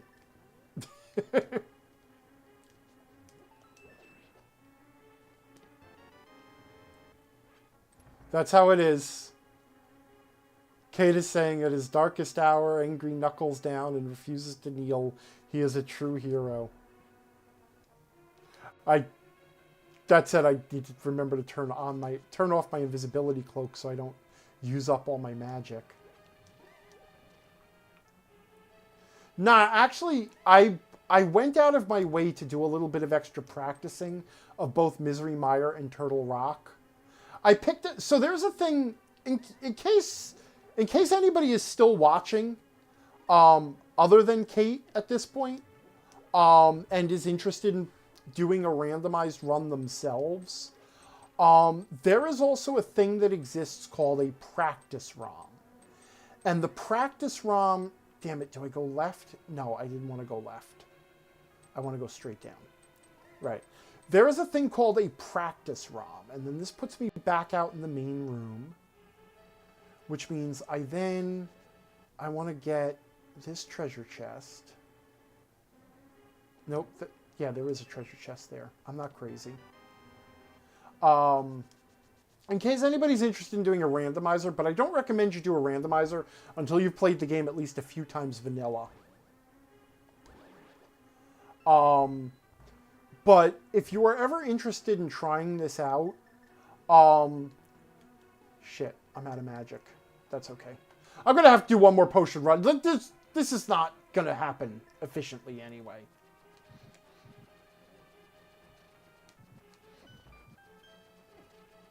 Because there's a treasure chest here. Not that I necessarily need it, except it's the big key, and I have to have the big key. But anyway, there's a thing called a practice ROM, and it is a version of Legend of Zelda Link to the Past with a debug menu built in that allows you to put yourself at a particular location in the game and to specify what items you have, or to specify whatever game conditions you want. And it is specifically for practicing whatever parts of the game give you trouble if you're trying to learn how to speed run or do randomized races or whatever. So you have to light all... Oh, I mean, again, I'm not really explaining much about the base game, but this is a puzzle where you have to light all 4 torches, and then it makes a passage open in the next room, which is what I'm doing here. But yeah, so I actually practiced Turtle Rock and Misery Mire purposely, because I was so bad at this point at remembering the layouts and which rooms were optional, and where keys were and stuff like that. So if you hear me talking through...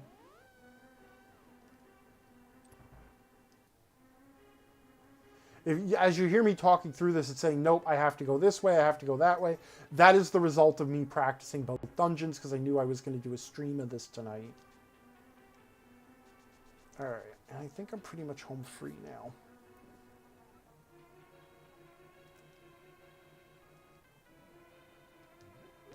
Right, and this is where you need the Cane of Samaria to proceed.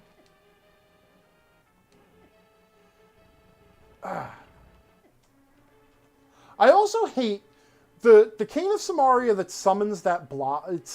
Basically it summons a block which you could use to lay down switches. You can also use it as a weapon because you can make the blocks explode. Also, you can see I don't give a fuck. I'm just, yeah, damage me. I don't care. But where you must stand in relation to the, like, it doesn't put the block in the space adjacent to Link. It's a little off. And so learning where Link needs to stand in relation to where you want the block to appear is a pain in the ass.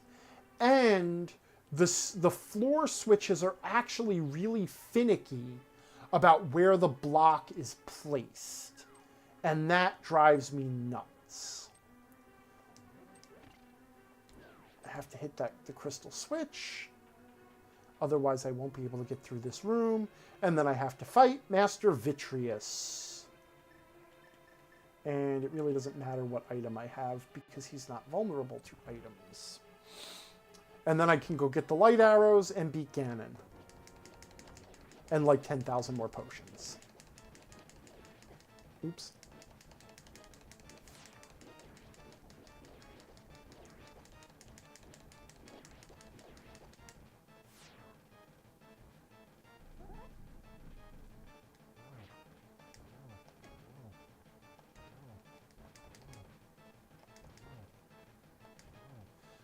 See, in response to your question, Kate, about whether or not it's better to spin or, like, flail, you know, like, sword strike flail,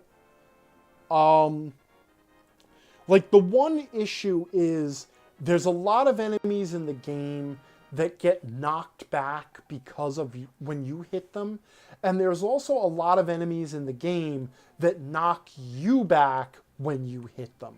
Like, you rebound off of them. So,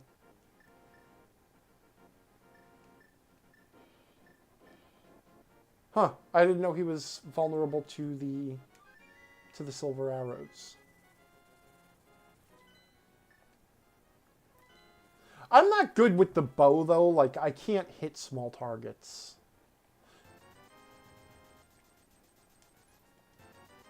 I am making sure that I am, like... Whoops. Okay. Yep, that's fine. All right.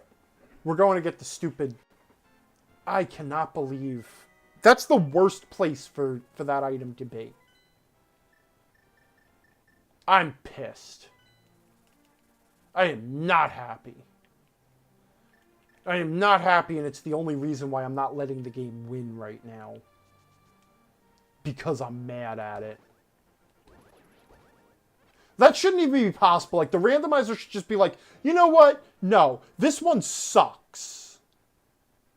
The randomizer should have been, this seed is mean. This is just mean. This is going to make him sad. I don't want to do that to him. Like, the bow should just... time to update it. Time for a patch. The bow can never... Or the light arrows can never be the thing that's in here.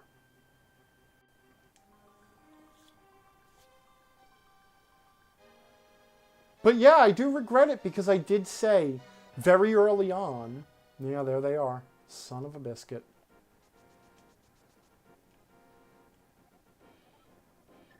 No.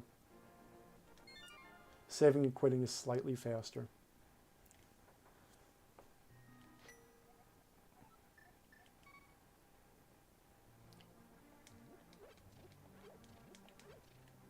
Don't even... Great Kate just said the angry GM is slowly morphing into the angry video game nerd. Don't, like... I like James Rolfe, and I like his work. I obviously am a great fan of the angry video game nerd. And to some extent, the whole angry persona is a product of the angry video game reviewer oeuvre. Like, I'm not going to lie and say those weren't influences. But by the same token, my hairline is still immaculate. Holy shit, when did you start streaming again, Angry? A week ago tonight. This is my second stream. So, and last Sunday, it was like this random thing of like, you know what would be fun for me to do? And now, tonight, it was like, I think I'm going to do this on YouTube going forward, so let me put this together. But I am actually thinking of just doing Sunday night casual video game streams. I don't know that I'll do another randomized link to the past thing anytime soon. Although I am going to keep playing with it myself. But I think I might just make it a Sunday night thing, since Sunday nights I tend to relax and play video games anyway. And I really do miss streaming. So, but I am also... What I really want to do, I really do want to live stream at least one D&D game. I don't know that it would necessarily be a whole campaign or anything. You know what, I'm just going to keep a bottle on in case of emergency right now. Not necessarily a whole campaign, but even like a short, like a multi-part, one-shot type adventure. Yeah. You know what? Yeah, that's fine. Just hit me. I have so many bottles, you cannot possibly kill me.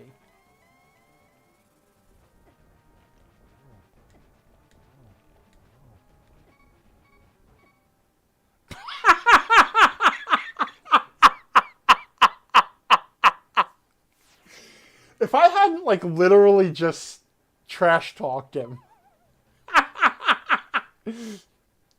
You can't kill me! I have an infinite supply of potions! Ooh, I should drink a potion. I'm probably fine. Oh, God.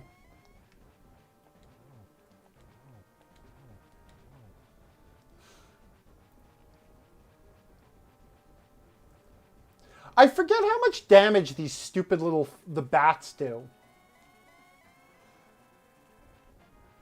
Like, you really can't tank them, and you can't get greedy when so Ganon goes through like a bunch of phases, Or he has several different attack patterns. He moves from one to the next.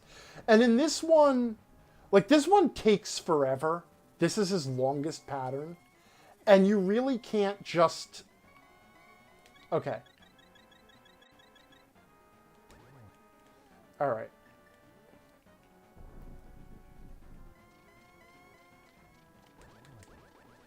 This one, the key is to hit him as quick as possible before he throws his spiral bat. Because if you give him a second after he appears...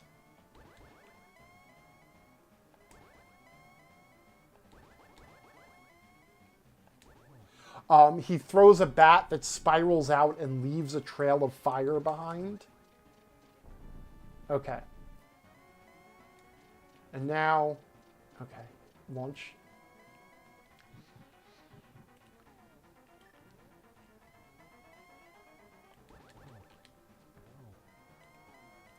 Oh, wait. Oh, I got 2 shots with it before the lanterns went out. That's lucky. Okay.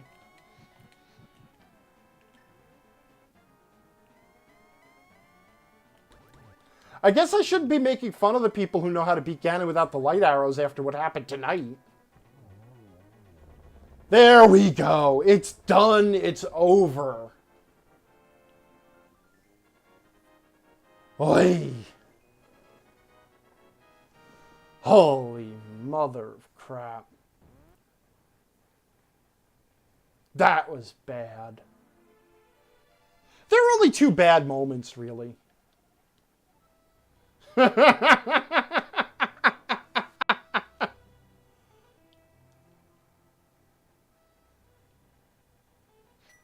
I'm really curious to see where the stats... Where my stats come out. I think that's... Okay, random seed number 5. Also, the snarky remarks in this... they randomize the remarks in the ending, too. So, like, instead of the loyal priest, I've seen it say things like, heals, please. And they refer to another gag is that Sahasrala's name is never Sahasrala. It's always some random word like saltpeter or whatever. Or shamalama ding dong. Or I think it was Shamalian the last time. Like Shamalian's homecoming. Shyamalan. But some of the, like this, that's the text from the original ending, The Bully Makes a Friend. So, like, every time the credits are a little bit different.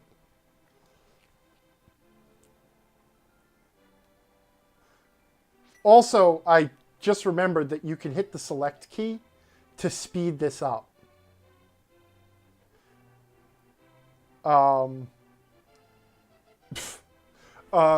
Because, like, you don't... like, you have to go through the credits to get your stats at the end.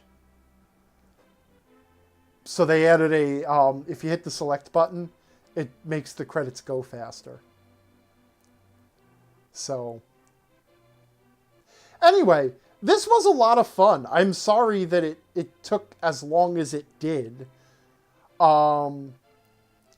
Especially, like, having to go to the spoiler really made me sad. It was just me not noticing that I had the 2 red crystals. Otherwise, I would have remembered that I could go there. Go to the Fat Fairy Fountain. And then the other thing was just the bad luck of the light arrows being in the one place that means there are no optional dungeons. If there is a vital item in the Master Sword pedestal, then there are no optional dungeons. You must complete them all. And then that's it. Like, your time is just screwed. There's nothing you can do about that. So... Oh, they have a Discord. Okay. So I was almost 2 hours in before I had the mirror. Yeah, and I did. I got the tempered sword like right away at the beginning, huh? Damage taken. Bonks, by the way, are when you accidentally slam into something while dashing. Um, and then, because that slows you down. Like, ideally, you should never ever do that. 3.5 hours. Ouch. Ouch. That's the seed's fault. Okay, that is the fault of the damn the light arrows being in the Master Sword pedestal. But anyway, so that's it. That's a randomized Link to the Past run. And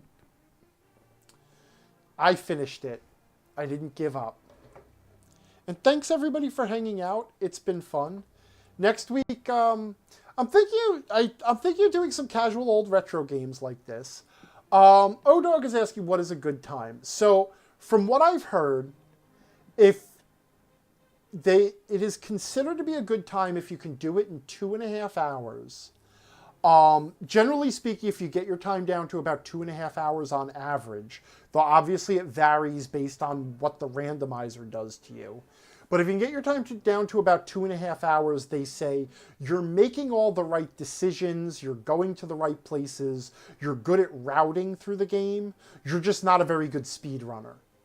You're just not good at fighting the bosses and not wasting any steps and not going out of the way ever and things like that. So that's been kind of my goal, is if I can get down to 230, a couple, on a few runs, I will say, yep, I beat Link to the Past randomizer. And there will come a point where I will not be doing this anymore. It's fun, but I'm already kind of getting to the point where it's like, okay, I've done this. It's fun. I can say that I at least grasp it and I know how to do it.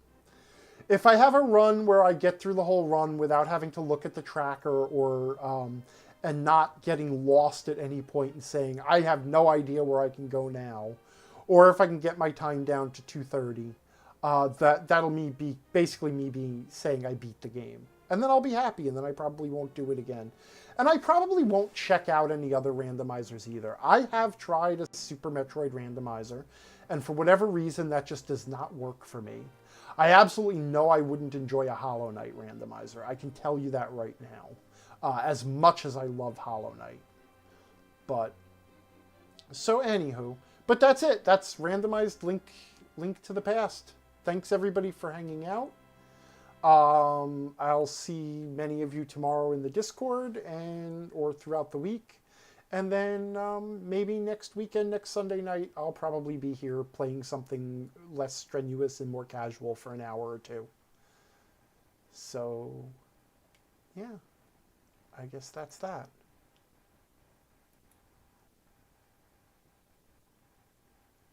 Also, check out my fancy overlays.